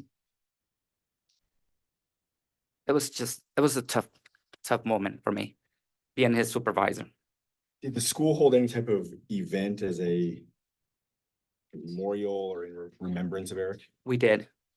Can you tell me about that? So we order a buddy bench. It took us a while to get because it was during the COVID time, but we did had a ceremony. It was placed in the back of the school where all the kids get dropped off. As soon as you pass by our school, you'll see it. It's the first thing you'll see. There is a plaque right above it with his name on it. If I can.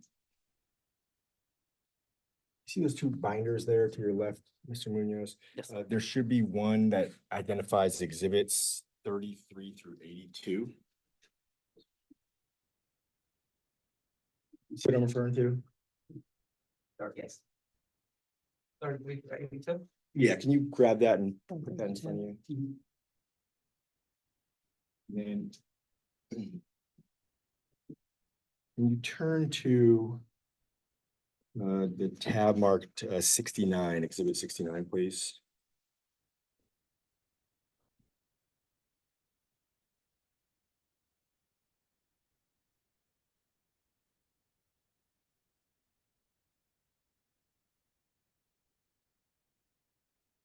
Are you there, sir? Yes. Okay, and can you turn to the next page?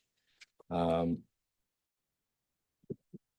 I want you just to kind of look through, do you see the page number there at the bottom? It's 69-002.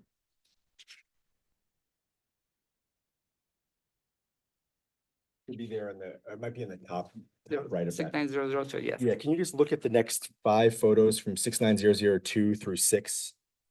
Just look at them and I'm gonna ask you a few questions about them.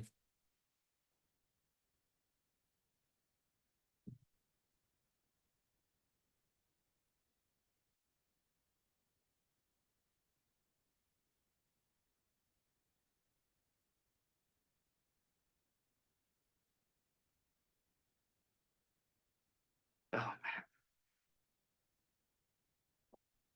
You get a chance to look at them, sir? Yes, And correct me if I'm wrong, are you actually depicted, are you one of the people in the photo marked as 69-006? I am. And with respect to the other photos that I mentioned, did you take those photographs yourself? I did. Some of them I did. Okay. Do you recognize what is depicted there in each of them? Excuse me? Well, Do you recognize what is depicted in each of those photos? And do these photos appear to be photographs of the buddy bench that you just mentioned, taken during the dedication ceremony? It was. And were you personally at that ceremony? I was. And you said you took some of these photos? Yes. And you were, the one marked as 69-006, you were, you're actually in the photo, correct? Yes, that one was taken by a coworker. And do you recognize the other 3 people in that photograph with you? I do. And who are they? His wife and kids.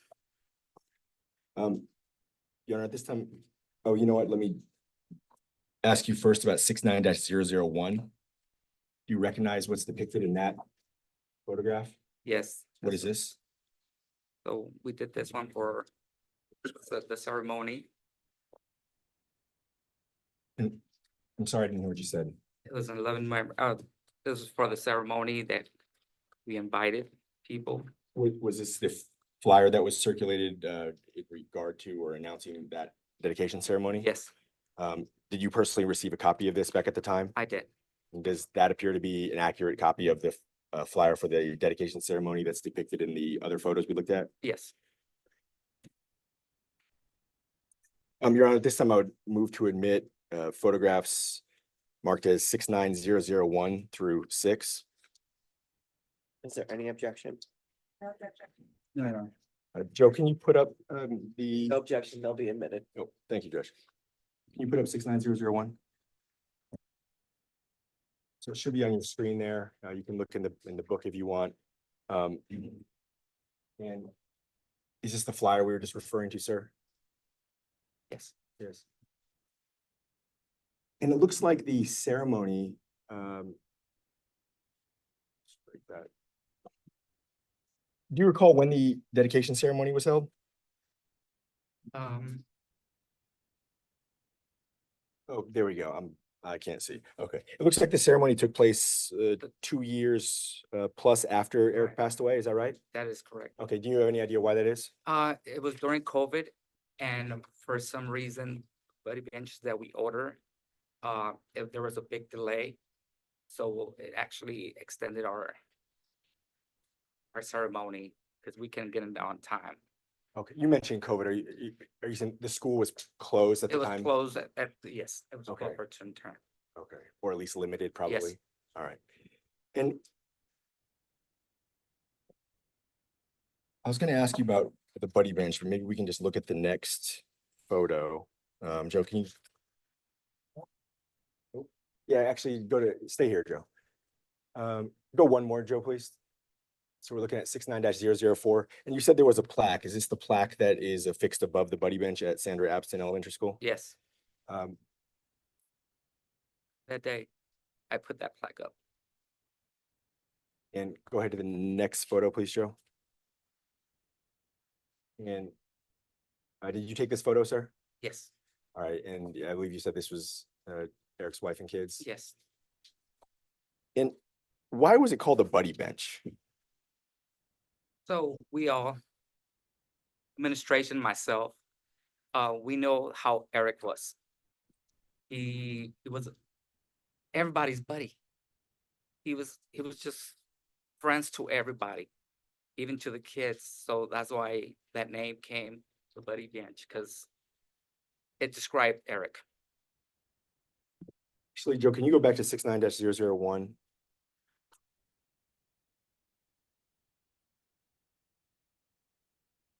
Oh, sorry. And the last sentence there, it says, may the buddy bench be able to bond students like Eric did at Abston. Did I read that correctly? Okay. Is that what you're referring to in terms Yes. of the kind of the reason for the name buddy bench? Yes, it was. All right. And then just really quickly, Joe, can you turn to 69006? All right. And is that you, Mr. Munoz? That is me holding this picture frame. What is, with Eric's family? yes, Is that buddy bench still there? still there. Um, And I clean it every day. and if you can, in that same binder, flip it all the way back to tab 39. And there's only just one item in here I want to ask you about, and then I'll let you get out of here.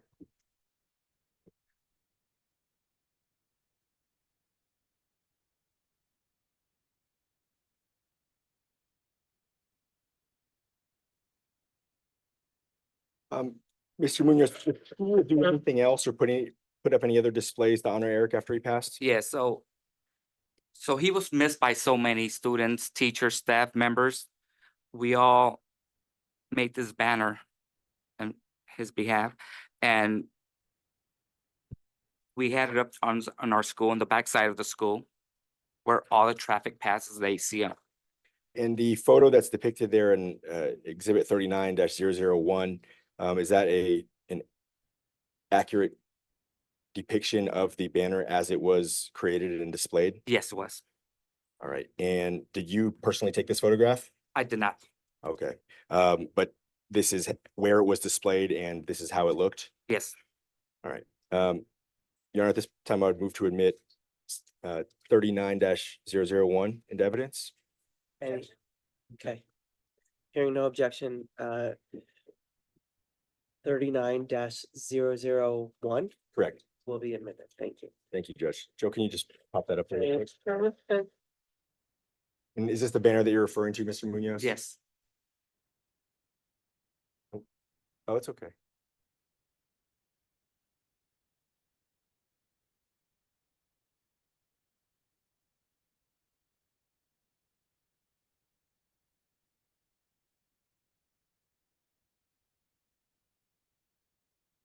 And how long was this banner up at school, Mr. Munoz? It was more than 2 months up there. Do you know what happened to it afterwards? After I brought it down, because we had a ceremony where the accident took place, and I took it down and I gave it to Ms. Marie so she could display it on location where it was. You brought it to the ceremony and you gave it to Anne Marie. Anne Marie, yes.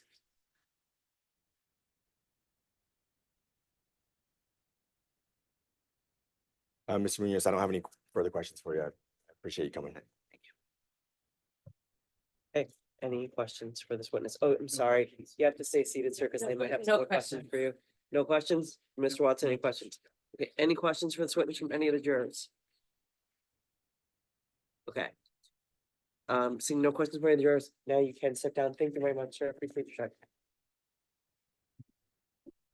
Okay, Plaintiffs' Counsel, do you have any more witnesses for today? Would you judge plaintiffs call Moses Robledo, please?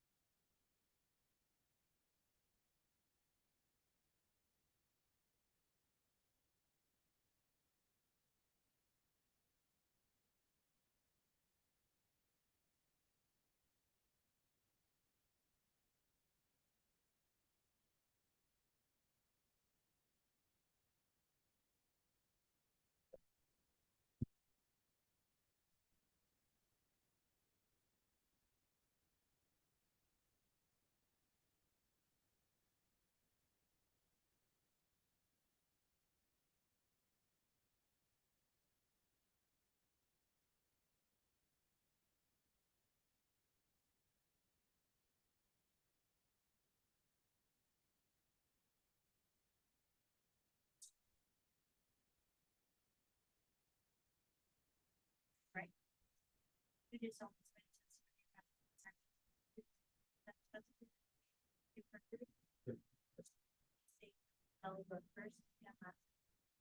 Moses Robledo. That's Moses. Last name Robledo.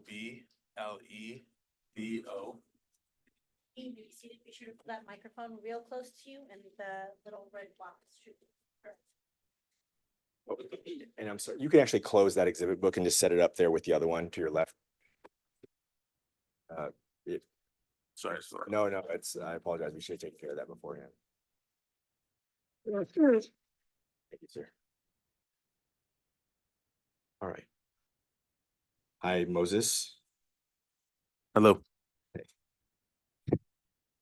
I just want to ask you about you a little bit. I don't expect you Sure. to be here very long today. Okay, we'll be pretty quick. Sounds good.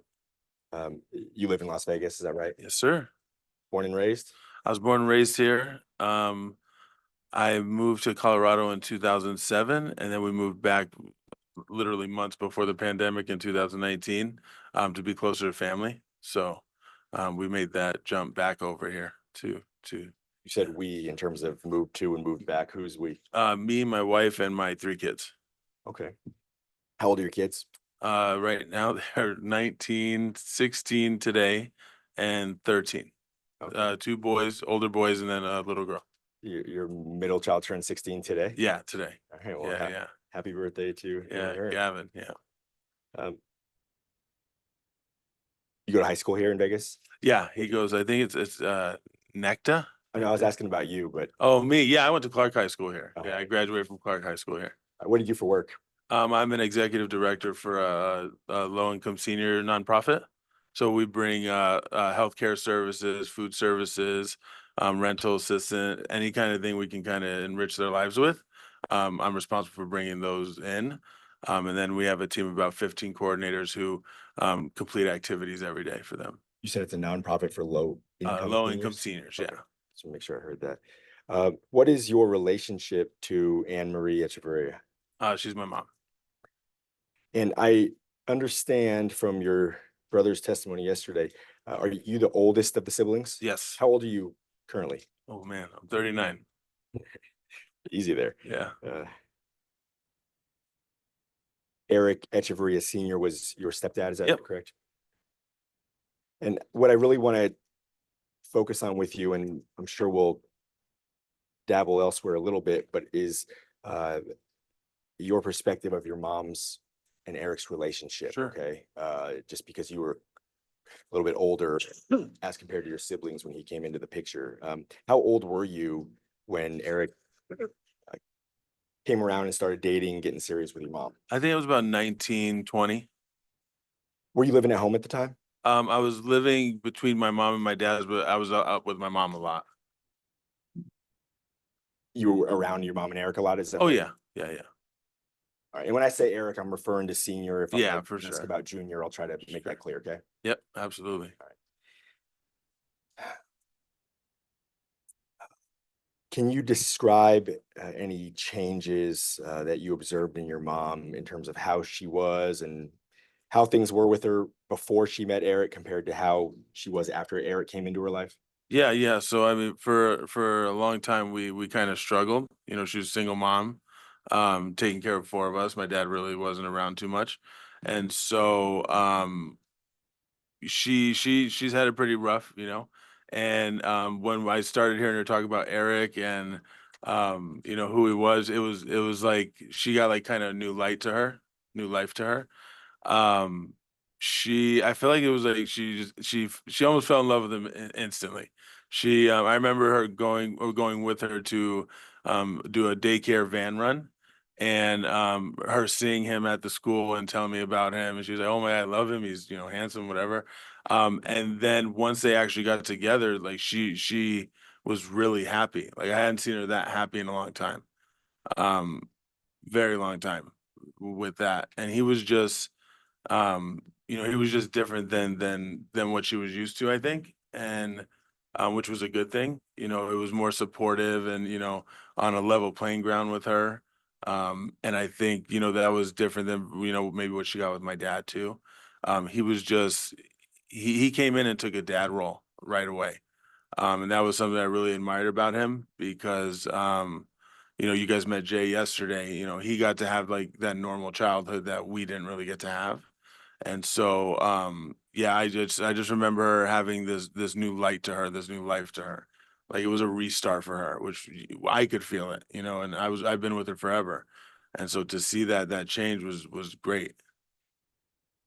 When you said that your brother Jay, you're referring to Jason? Yeah, Jason. Okay, Yeah. and you said that he got to have that dad relationship that you Yeah. didn't get to have because you were older? I was older. Yep. Yep. I was older. I was kind of doing my own thing and, you know, supporting my mom, helping her how I could, and then trying to get like my college life started to, you know, do something a little more. So, And eventually Eric Jr. came into the picture, right? yeah. Yeah. So me and my wife actually had our baby, Caden. He's the oldest one. And then, we actually found out, I think even it may have been in like that same week that, my mom was pregnant. And so she ended up having him, little Eric, exactly 9 months later, pretty much. How would you describe your Eric's relationship with Eric Jr.? Oh yeah, Eric, I would almost say when it first started, I was a little jealous because he had the relationship that I basically wanted with my dad and didn't get. Um, he was very, his son was his world. So they were always doing something exciting. And when we moved here, that translated to my sons being a part of that. He would just want to take them on the weekends, take them to game works, take them to the movies. Eric would come to my house, play video games, hang out. And so it was really cool to see my kids kind of get to enjoy that too. But yeah, when it comes to little Eric, I mean, that was his world. All I would hear about is the things they do and, you know, the things he got and things like that. So I was happy for him, but you know, I was still a teenager a little bit, but yeah, no, he was amazing to him. So your kids were Eric Sr.'s grandkids, right? Yep. Or I guess step grandkids. Yeah, we just say grandkids. We don't really step it, you know. They call him grandpa. Yeah, yep. Grandpa And Eric, yep. so when you moved back from Colorado, how old were your kids? So that was about, what are we, 2025 now? So Brooklyn was probably around 8 or 9. Gavin was probably around, I think 12 or 13. I think maybe 12 or 11. And then my son was about 15 or 16, I believe I'm getting the times right. What do you remember about your interactions with your mom in the time period immediately after Eric passed away? Um, she lost all that light. She lost all that life. It was weird to see her go from such a happy place to immediate like shock. And I think that was, you know, what I experienced with her was that shock, you know, I don't want to say lifeless, but it was almost lifeless. She didn't have her, that's the best way I can say it. She didn't have her light anymore. Like she didn't revert back, but you can just tell she went to that unhappy place again, where I think she thought for a long time she wouldn't be. And now that we're past about 4.5 years, give or take, since Eric Sr. died in the motor vehicle crash, how would you describe how your mom is today compared to how she was back then? I don't feel like much has changed as far as her getting back to that light spot. It's just, I mean, she has to look at Eric every day and they look almost identical. So I don't think there's ever, I know there's never a day that goes by where she doesn't think about the accident or think about what's happened or, you know, what the future is going to look like for, you know, little Eric or for herself. And so I don't think she really ever, I still honestly don't, I know she hasn't recovered from it yet.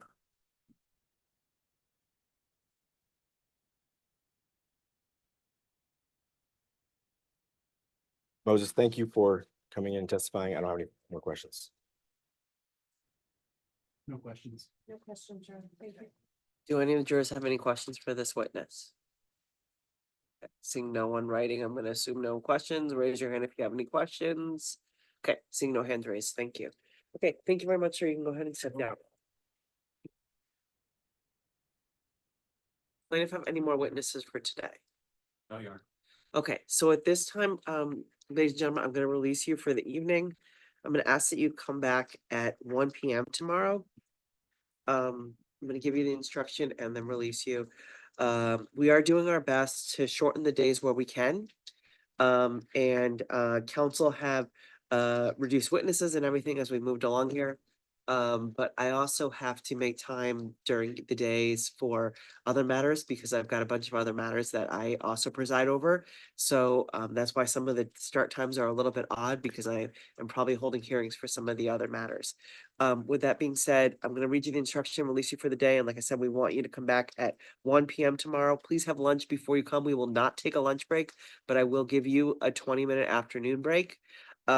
You're instructed not to talk with each other or with anyone else about any subject or issue connected with this trial. You're not to read, watch, or listen to any report of or commentary on the trial by any person connected with the case or by any media of information, including without limitation, newspapers, television, internet, or radio.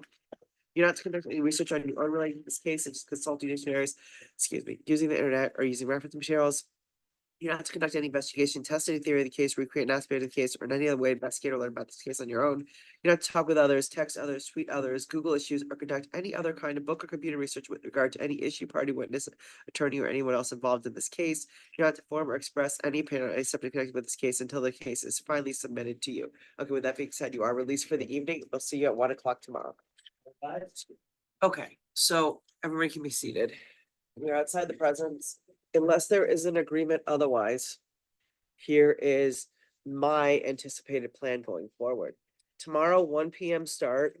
I understand you'll be putting on the detective and the economist. We'll talk about the detective right now. If otherwise, you guys can come early in the morning tomorrow or earlier tomorrow. We can talk about it tomorrow if you all need to have an early out today. Thursday, I think we should have an 11:30 a.m. start. You can choose how you do it, but if you know that Eric Jr. is going to be shorter, I would suggest we start with Eric Jr. You finish Eric Jr., we take our lunch, and then you put Anne Marie on the stand. Okay. The idea then would be that we transfer the case or that you end rest on Thursday afternoon by what you've told me. We pick up Friday at 12:30. You put on whatever witnesses you have. If you rest and there is no rebuttal, I will read the jury instructions and give them instruction, the closing instruction, the break instruction, and then we'll release them and have them come back on Monday just for closing. Then they're not coming in just for your witness. I will also make it clear to them that I need to hold hearings that morning, and that's why they're coming in the afternoon if any counsel want me to do that. I tried to say that now so they wouldn't think that that they wouldn't hold it against one counselor or the other with some of the scheduling. I'd appreciate if they didn't hold it against me too, but at the end of the day, if somebody's got to be the bad guy, I'm okay to take that bullet. Otherwise, if council have an agreement to an alternative schedule, they can you guys can let me know tomorrow. Otherwise, I think that's how we move forward. With the idea that you come in Monday to do closings. If there is more that we have to do on Friday, other than Zaon on the stand, then we can do whatever's more. If there is a rebuttal, we can do that on Friday, and I can read the instructions on Monday. Okay, any questions, or does anyone want to say anything? But like I said, if we come in tomorrow and you guys say we have agreement, or if you want to take a break right now and see if you have agreement to something an alternate schedule, I'm happy to let you guys do it, but if there's no agreement, I think that's the fairest thing to do.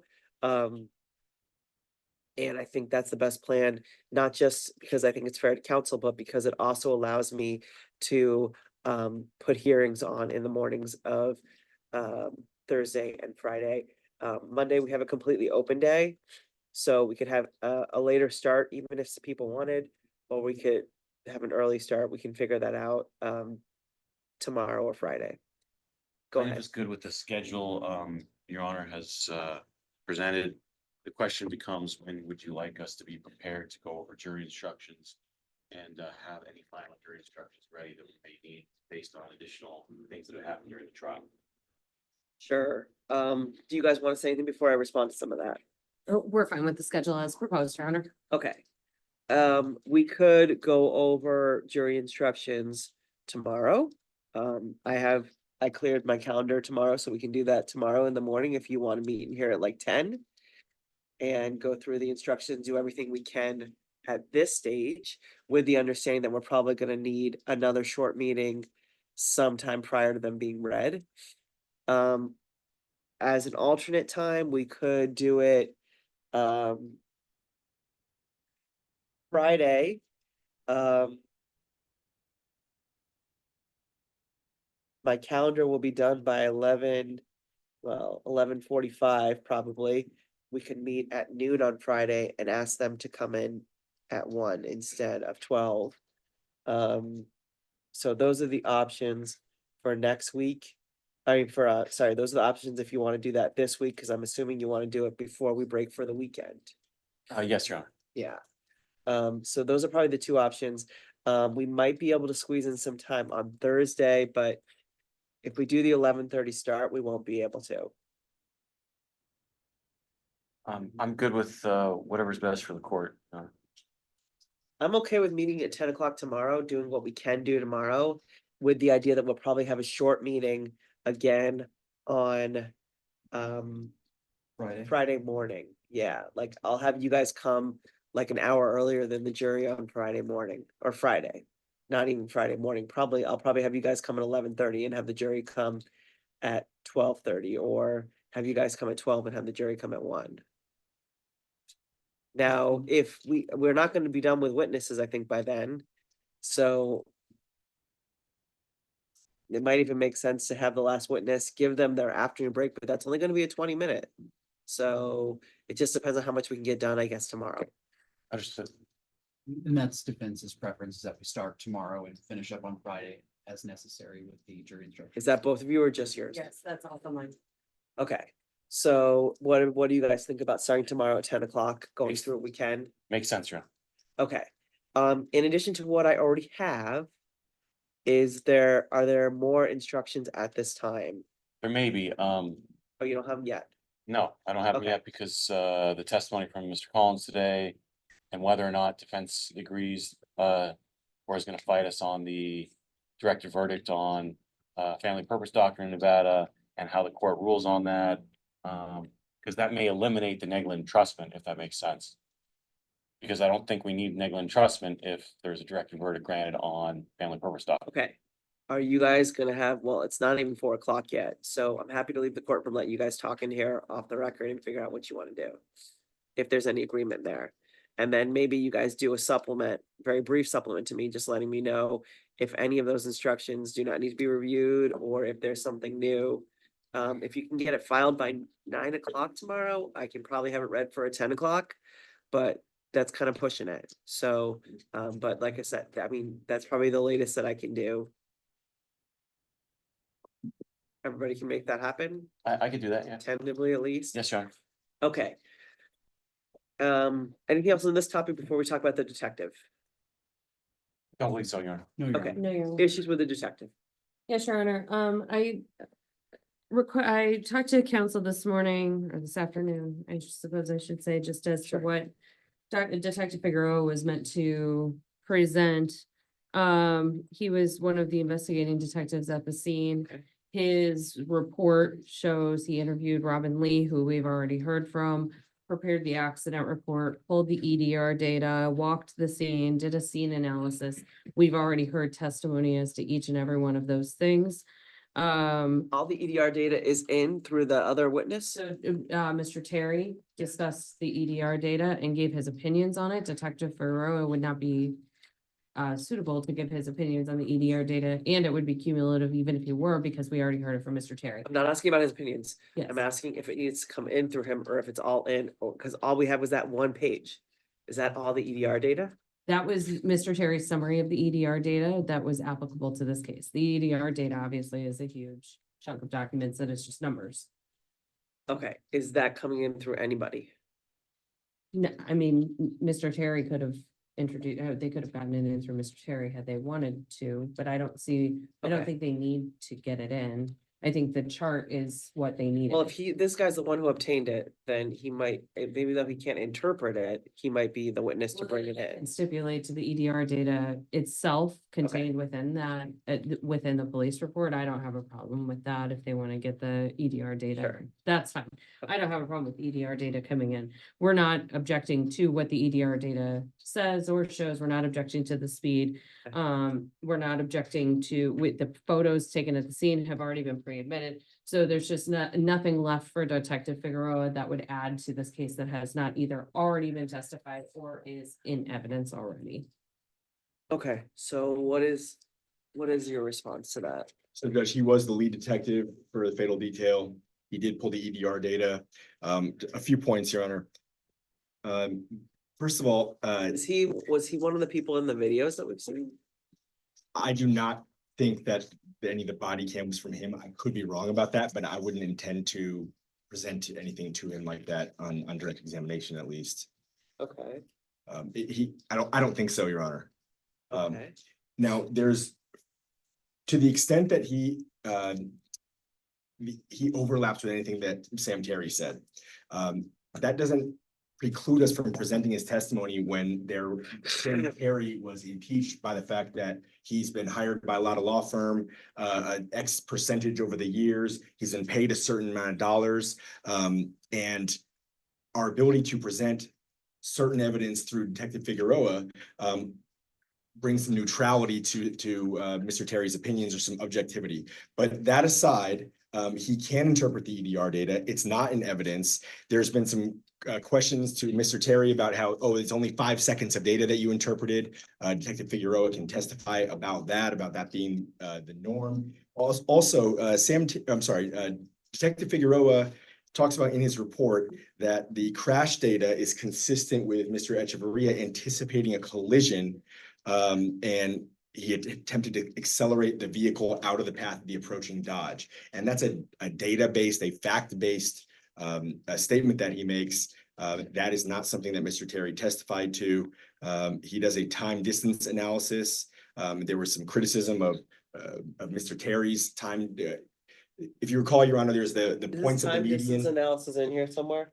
Yes, it's in, well, he discusses how it was done specifically and what the exact feet and what was used to measure.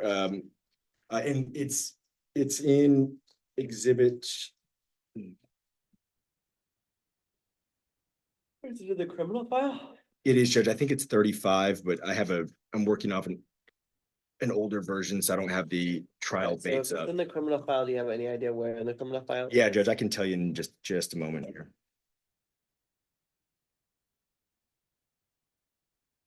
I know it's exhibit 35, and I believe it's at the very end. It is.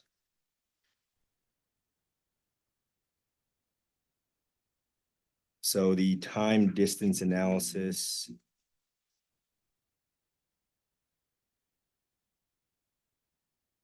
Is on 35,232. Okay, I have that open. The speed analysis? Yeah, And this is his? This is correct. This is about a 35-page report by Detective Figueroa. He was, again, the lead detective assigned to the case. So he's a disclosed expert witness in this case? No, and we don't intend to present him as a a retained expert. I mean, he can talk about his training and his experience in the field and then his investigation in this case. Well, this is his report. He's gonna offer opinions on the report. Well, Right? we're not trying to introduce the report, Judge, we want him to be able to discuss his investigation to the extent there's a stipulation on file that any law enforcement may use police reports for purposes of refreshing their recollection as needed during their testimony. And to the extent that he needed to do so, he needs to do so, then he may. But we have no intention of offering the actual report. But I just mentioned the time distance analysis, Judge, as a reference for when Mr. Terry talked about a similar test that he did. There was criticism about the fact that of how it was done and the fact that it wasn't in any of his reports. So again, we have testimony that in our view substantiates from law enforcement that substantiates the conclusions reached by our own expert. And Your Honor, there's also a few other notable points, like Detective Figueroa reaches a higher speed on impact figure than Mr. Terry testified to. So we're not just going to have him go up there and read his whole report or repeat every point that Mr. Terry made. But there are a number of differences and there are some similarities. But given the way Mr. Terry was impeached, we think that we should be able to present factual findings from the lead fatal detail detective on this crash. Okay. What was his disclosure? What was he disclosed to offer information about? Oh, that I don't know off the top of my head, Judge. I'll have to I look. have it pulled up if you'd like. Yeah, Yeah, could you please. read it to me? Sure. Please. So, in the plaintiff 17 supplement disclosure, they list every single officer and forensic scientist in a block disclosure that includes Detective Figueroa out of, it looks like 15 or 20 people. And it states LVMPD officers, forensic scientists, detective, crime scene analyst, and sergeant identified above was the investigating officer of the subject incident. It is anticipated that they will testify regarding the subject accident, their investigation thereof, all information, data, measurements compiled, any photographs taken, and the issuance of traffic citations to defendant Zaon Collins. All information contained in the resulting incident reports, as well as any other relevant facts and circumstances. And Judge, just to be clear, that And he's listed in that list of, He is listed Like a in block that list disclosure. of the multiple officers. Yes, Your Honor. that wasn't the first time he was disclosed in our 17th sup. I'd have to find it. And I'm not sure. if it No, was- I apologize, counsel. That. I I'm not didn't saying get that's the impression that was. the Okay, first I just one. want to get be the clear impression about that. He was reading that one because that one was the one handy, But- right? Correct. And Judge, obviously, yeah, that is a generic description of testimony. His 35 or 40-page report that is signed by him has been part of evidence for a long time. So this is similar to an expert disclosure where we have an expert who's listed in a disclosure with fairly generic language, but their report is produced. So counsel's on notice of what those opinions and what those the facts and the materials reviewed are. So there's no unfair surprise. There's no trial by ambush. So it would be in a similar mold to that. It's not like they knew nothing of what Detective Figueroa would be testifying to or what his conclusions were in this case. So what's the objection to him? Okay, so. That he's cumulative too? Say again? Was it that he's cumulative, like, repeats the other? He is very cumulative, especially based upon what counsel just said, but there's a few issues here. I want to address the non-retained expert issue first. If they intended him to be a non-retained expert, they needed to comply with NRCP 16.1 surrounding non-retained expert disclosures. And that would include a plethora of documents, including specific to this particular witness. Just trying to pull up the rule itself, so I could be very accurate. And just so we're clear, he was not disclosed as he was not identified as a non-retained expert in this case. Was he disclosed? And was this report disclosed before the initial expert deadline? Oh, yes, Judge, by a long ways. I'm seeing him being disclosed at least as early as March of 2024, which With would that be same information Ms. Zinna read, detailing that he's gonna offer opinions as to his investigations at the scene and so forth. Yes, Judge, the description did not change, so Okay. correct. And Okay. Okay, so NRCP 16.1 would require then that this witness would have been, had to identify the subject matter on which the specific incident witness is expected to present, a summary of those facts and opinions to which the witness is expected to testify, the qualifications of that witness, which could be satisfied by the production of a curriculum vitae and a fee schedule if applicable. That's not how that's not how Detective Figueroa was produced, but nonetheless, Your Honor, everything the council just said is duplicative of everything that Mr. Terry testified to. 5 seconds being the norm, that wasn't challenged. We simply asked him, that's the norm. That wasn't something that was in dispute. Crash data anticipating a collision was something that Mr. Terry analyzed. Time distance analysis was something that Mr. Terry analyzed and testified to. They even stated Mr. Terry did a similar test he did, and just because we were able to impeach him on it doesn't mean that it's not duplicative. They don't get to call a detective in to testify to the same things that their expert just testified to rehabilitate their expert's credibility. And higher speed on impact, he's not an expert. He analyzed the EDR. If they wanted to use his speed on impact, then they needed to designate him properly to talk about the speed on impact, or have Mr. Terry talk about why there was a difference in the speed on impact. But calling the detective in to perform his own non-expert calculations of the speed on impact is not only inadmissible, but also extraordinarily prejudicial to the defense. So essentially, they want to call a second expert, quote unquote, witness in to testify as to the details of this crash that we've already heard from Mr. Terry. It is duplicative and it would be overly prejudicial. You guys want to say anything? Judge, Let me ask my stat, hold on, actually, sorry. How much of 35 was admitted? No part of it was. No part of it was admitted. Okay. I believe so. And it wasn't stipulated to. Correct. Okay, go ahead, Counsel. All of Mr. Terry's opinions are arguably called into question when his credibility is challenged in the way it was. I don't think I need to address the notion that we should have retained him or disclosed him as a non-retained expert. The idea that any police officer or detective who testifies in a case about the incident that the lawsuit is filed over has to be disclosed as a non-retained expert. I'm not sure I've ever heard that before, but Judge, we're not trying to present Detective Figueroa as an expert. We're trying to present him for what he is, which is the lead fatal detail detective assigned to this case. But briefly, Judge, about cumulative testimony. In our trial brief, we cited extensive case law that talks about how dismissing or excluding witnesses on the basis of them being cumulative of prior witnesses is an extraordinary remedy. I don't think he's cumulative, and I'm gonna tell you why.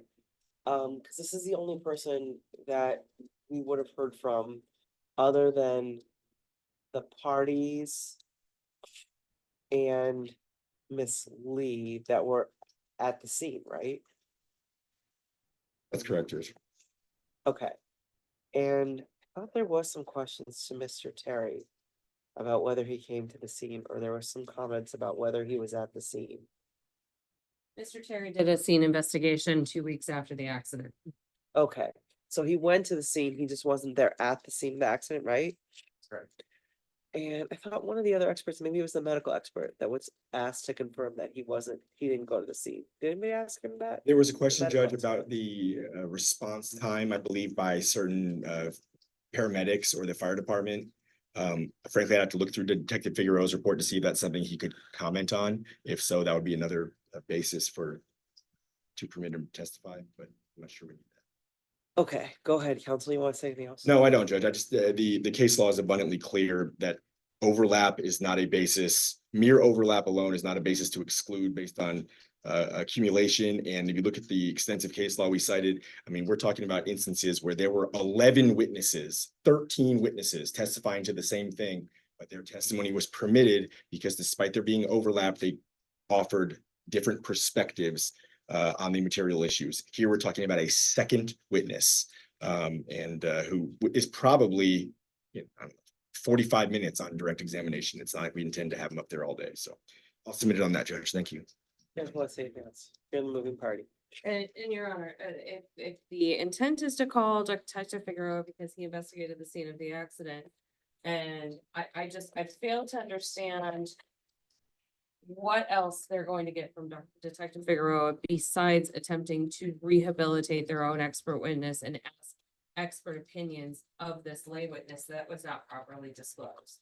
So if we're talking Detective Figueroa's, he went out there confirming he went out there, he saw what he saw. If they want to get the EDR data in for him, like I said, I would stipulate to it. I don't see the value Detective Figueroa offers because everything that counsel enumerated that he would be asked about would invade the purview of an expert witness.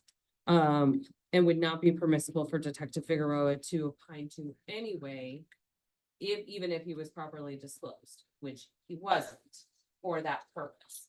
So we're talking about interpreting EDR data and coming to conclusions as to speed and time. That's not Detective Figueroa's role in this case.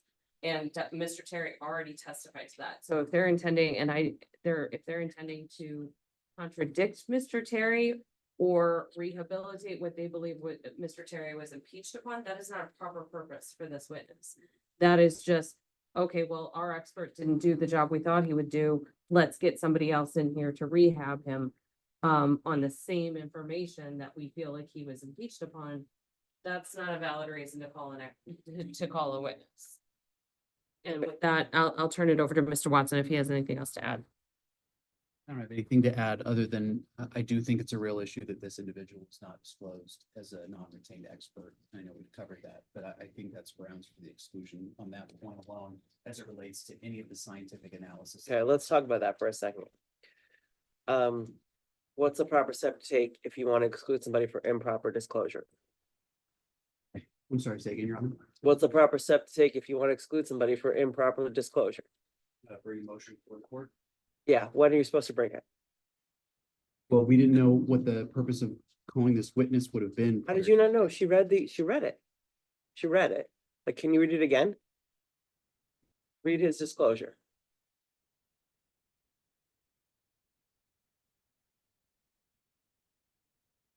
And I understand it's a block disclosure, but it's a disclosure and there was no objection to the disclosure. And I didn't get a motion in when discovery was still open because then they probably would have corrected it.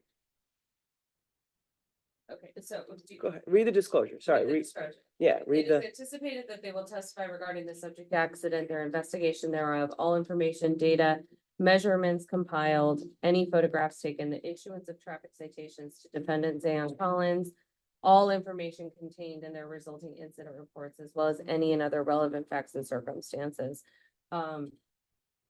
If you're gonna be allowed to put him on the stand for that purpose, if you think it goes beyond that purpose, stand up and object, and we'll go through it and we'll see if it goes beyond that purpose or not. I don't know what questions they're gonna ask, but I'm gonna let them put him on the stand for those purposes. Please, somebody print that out for me and have it ready tomorrow. I would suggest both of you have it ready because it sounds like you guys are gonna have a disagreement as to what questions are or not in that purview. But here's the thing. This is not the time for discovery motions. I understand why somebody might move to try to exclude somebody for discovery motions, but then those need to be brought during discovery when you say, hey, we're not on notice, because the whole point is that you're on notice, but you're on notice of exactly what they want to put them on the stand to say. And they're going to be limited to what's in that disclosure. So if you're on notice, you're on notice, and the proper step is you do a motion, they have time, you compel it, and then you strike the witness, okay? But we don't have a violation of a motion to compel, right? No, Your Honor, and I don't want to Go ahead. further, but. No, it's fine. Make the record. It's fine. One of the purposes of discovery and these disclosures, the disclosure as written just states that they're going to testify as to that information, not the conclusions that they came to as a potential expert witness or in rebuttal or support of Mr. Terry. And I think that having police officers come to the stand, when I read this disclosure, it would be, hey, I walked the scene, this is what I found, not the conclusions that I came to. And they've expressly and repeatedly stated here today that they are calling him for the express purpose of bolstering Mr. Terry's opinions and trying to repair any damage done, any damage they feel was done via impeachment. That is not the disclosed purpose, and that is what we are objecting to. So it would not have been a proper objection to exclude these witnesses as a discovery motion until we knew they were going to use it to essentially be a stand-in expert because they're dissatisfied with their expert.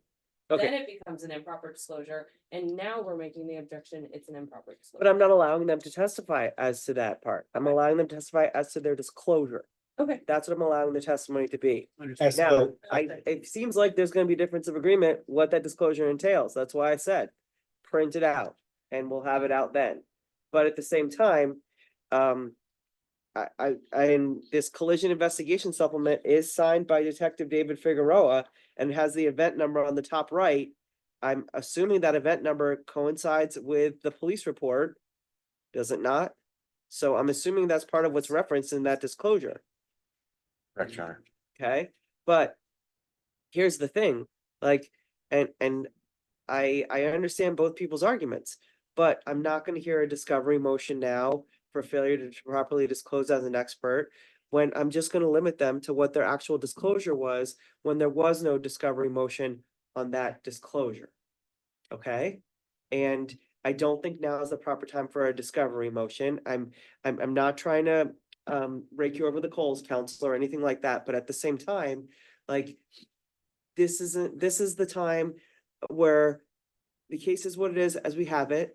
If there was a motion to compel and then they failed to respond to it, which is what would have happened, like, if you'd brought that discovery motion, you probably would have brought as a motion to compel or a motion to strike. They would have had time to give you the information that you say you need to fully evaluate this guy's opinion, but you guys have this opinion in this report.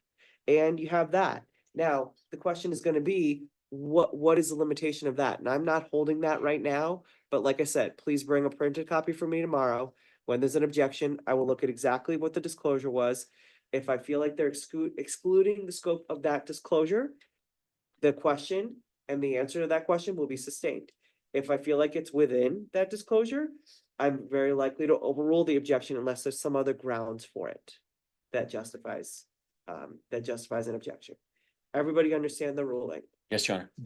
Can I just ask, Ms. Zinna, what is the date of the disclosure that you read, just so I make sure that we, 2/26/25. okay, do you want to stay within the confines of I just the- pulled your most recent. I understood. I just want to make sure that I stay within the confines of the language that you read as the court. And I am taking your word today, counsel, that this Detective Figueroa was in fact also disclosed before the initial expert deadline. Judge, I didn't look all the way back, but I saw he was disclosed in a disclosure that was dated, I believe, March 8th of 24, which would be 8+ months before the close of discovery. And the speed analysis he did, that's signed by him, is the collision investigation supplement. Is that his too? Yeah, so Judge, if you look at the, there's page numbers there in the bottom right. I believe the speed analysis is on page 30 something. I guess my question is, where does his part start? Yeah, I can. And Mr. Terry, is Terry right? Do I have the right name? And Mr. Terry's part start, because Mr. Terry's report is right after that, isn't it? No, Mr. Terry is, he was retained by our office, Your Honor, so he No, wasn't. but his report, isn't Mr. Terry? Somebody's report is all part of this 35. Oh, no, so that is Dr. Kelly's report. Oh, Dr. Kelly, And sorry. that's because he was, as came out yesterday, retained by the Clark County DA as the toxicologist for the grand jury proceedings. Mr. So Kelly. that okay. report is the one which he prepared for the district attorney, which he was cross-examined about and I guess asked on direct about as well yesterday. And to answer your previous question, Judge, I will give you the exact. Is it starting on page 205? Where it's listed as the primary investigator, David Figueroa? I believe so. If you give me 20 seconds, I can confirm. It was disclosed before the expert deadline by paralegal was founded, maybe disclosed. Okay, I'm gonna review this tonight. Can I have the disclosure that actually details says what this what this witness is going to testify to? Can Yes, someone Judge. just send it to the DC 11 inbox We will do tonight that. and CC each other And you're correct, Judge. The supplemental report done by Detective Figueroa is exhibit 35-205 through 239. Okay. And like I said, I anticipate there will be a dispute as to what that disclosure entails and what it doesn't. And I'll take a look and we'll deal with each objection as it comes. If you want to talk to each other beforehand and make some kind of agreement, that's not a bad idea, but I don't know if you're gonna be understood. Thank you, Judge. The other stuff, 204, that's not his, right? Correct. And I could be wrong, but I believe this is actually, 204. Okay, it doesn't matter. I believe this was disclosed by both parties. Okay. Well, I believe it was if I need actually, to see the disclosure of this person from both sides, then send me both sides disclosure. To be clear, I'm not sure if Detective Figueroa was identified in the defendant's disclosure, but I'm saying I believe the. And I don't recall there being a motion limiting or discovery motion to limit Detective Figueroa's testimony, right? There was Correct, not, and I believe he was the only law enforcement officer listed in our joint pretrial memo as a potential testifying witness. There may have been one more, but I believe it was just him. Okay, so we have Detective Figueroa, and is there any objection to the economist's testimony tomorrow? No, no, Your Honor. Okay. Does anyone want to make a record of the stipulation that was done at the bench? Oh, The economy, so Yeah. might speed up some of the economists tomorrow. You guys want to take a short break and talk to one another exactly how you want to make that record? I have it ready. If I can put on the record real quick. Yeah, we can put it on the record and make sure the council agrees to the figures. Are you gentlemen ready? Give us 1 second. No problem. Yeah, we're ready. Okay, the defense stipulates to the category damages for loss of earnings in the amount of $244,800. And the loss of probable support, which includes Mr. Echevarria's future earnings at $580,700. to be clear, those are two separate categories. So one is loss of earnings, 244,800 flat. The second is loss of probable support, which is 580,700.00 flat. If you add those together, can you add them together real quick too?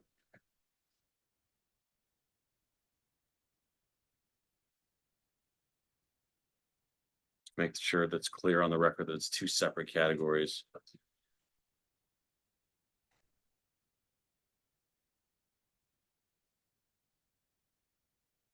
Like it comes to $825,500 for the combined for the loss of probable support and past loss of earnings together. So the loss of earnings category that's listed here, and I apologize, is for Eric Echevarria, correct?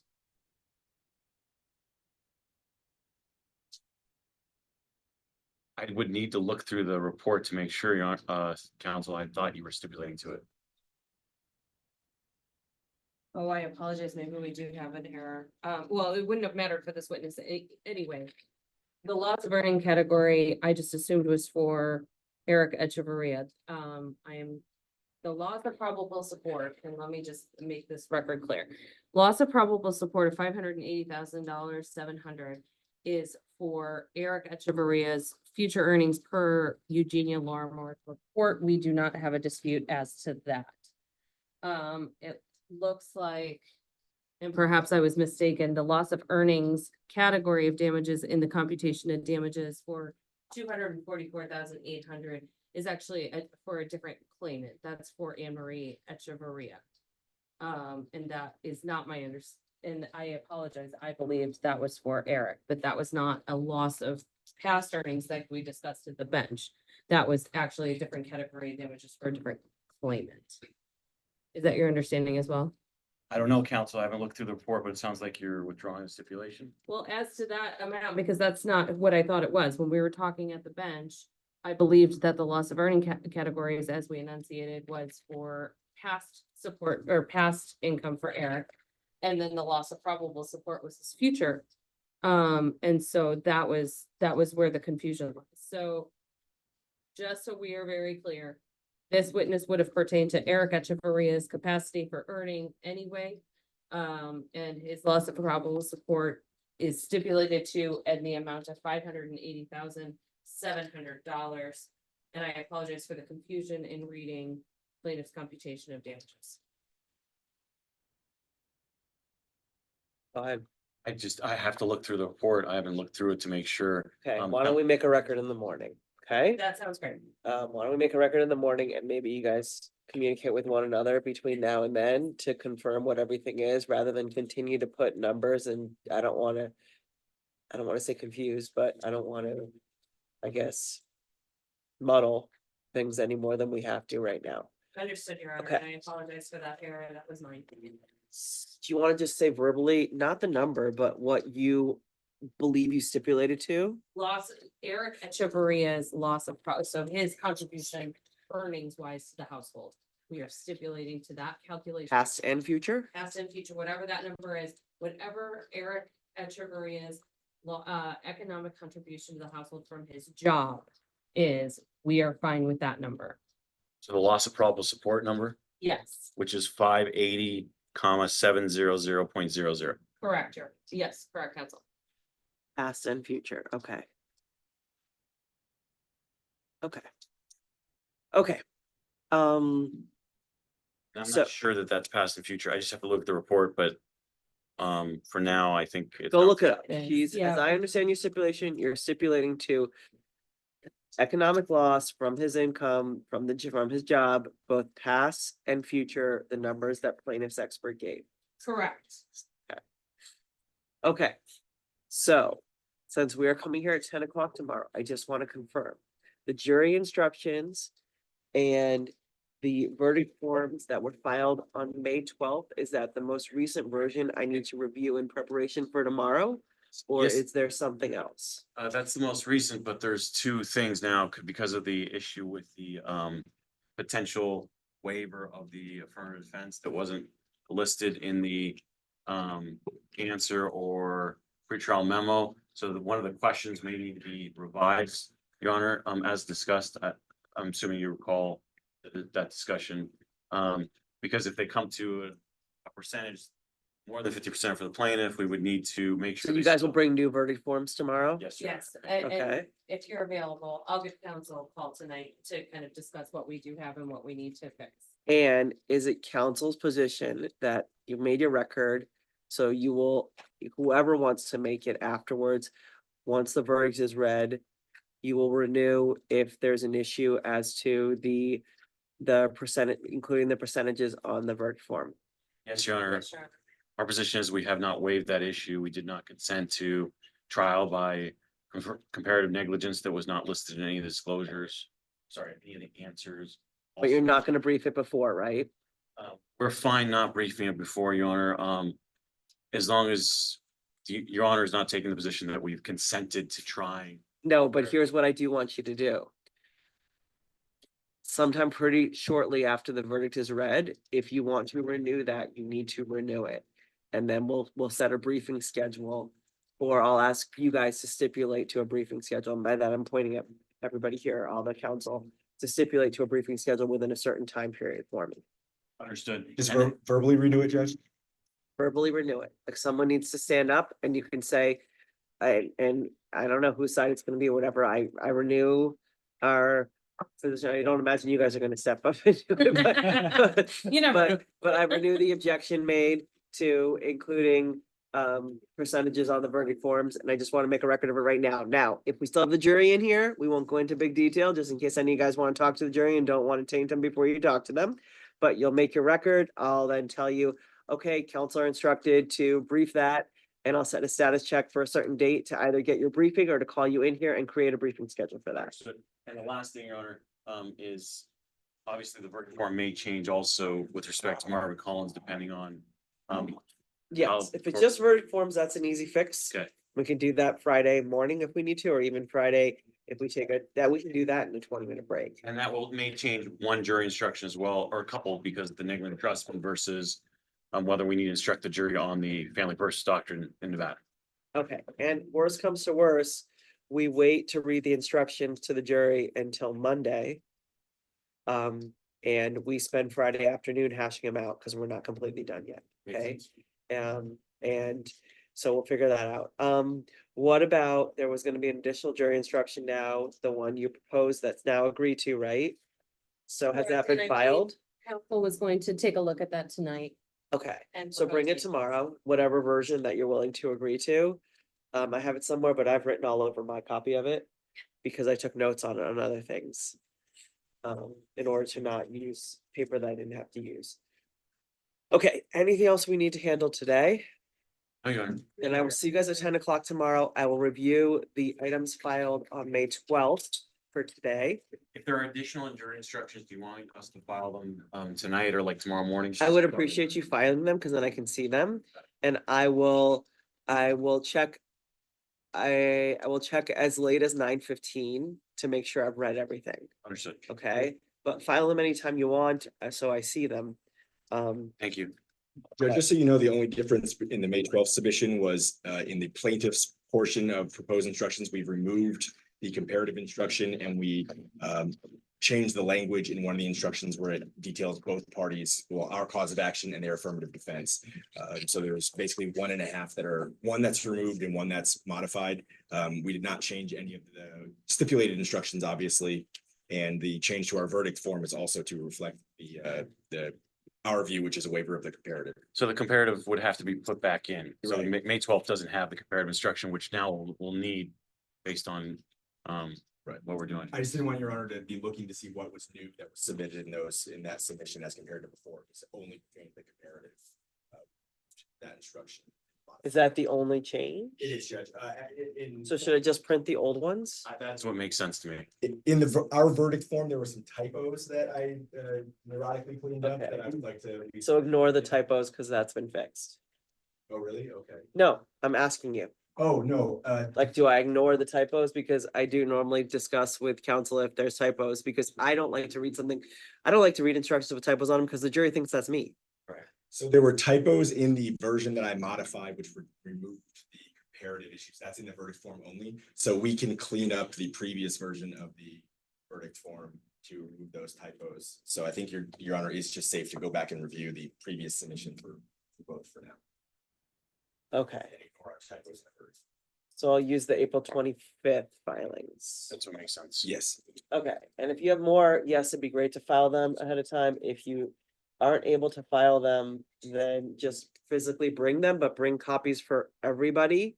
And if you do file something, please email it to the other side too with like, the flag, so the other side knows to look at it right away, just in case any of the attorneys are not the person in their office that gets the filings. Understood. Okay. Thank you. Okay, anything else? Oh, yeah. Okay, I'll see you guys tomorrow at 10 o'clock. Thank you, Judge. Good day. Oh, feel free to let me know if it settles.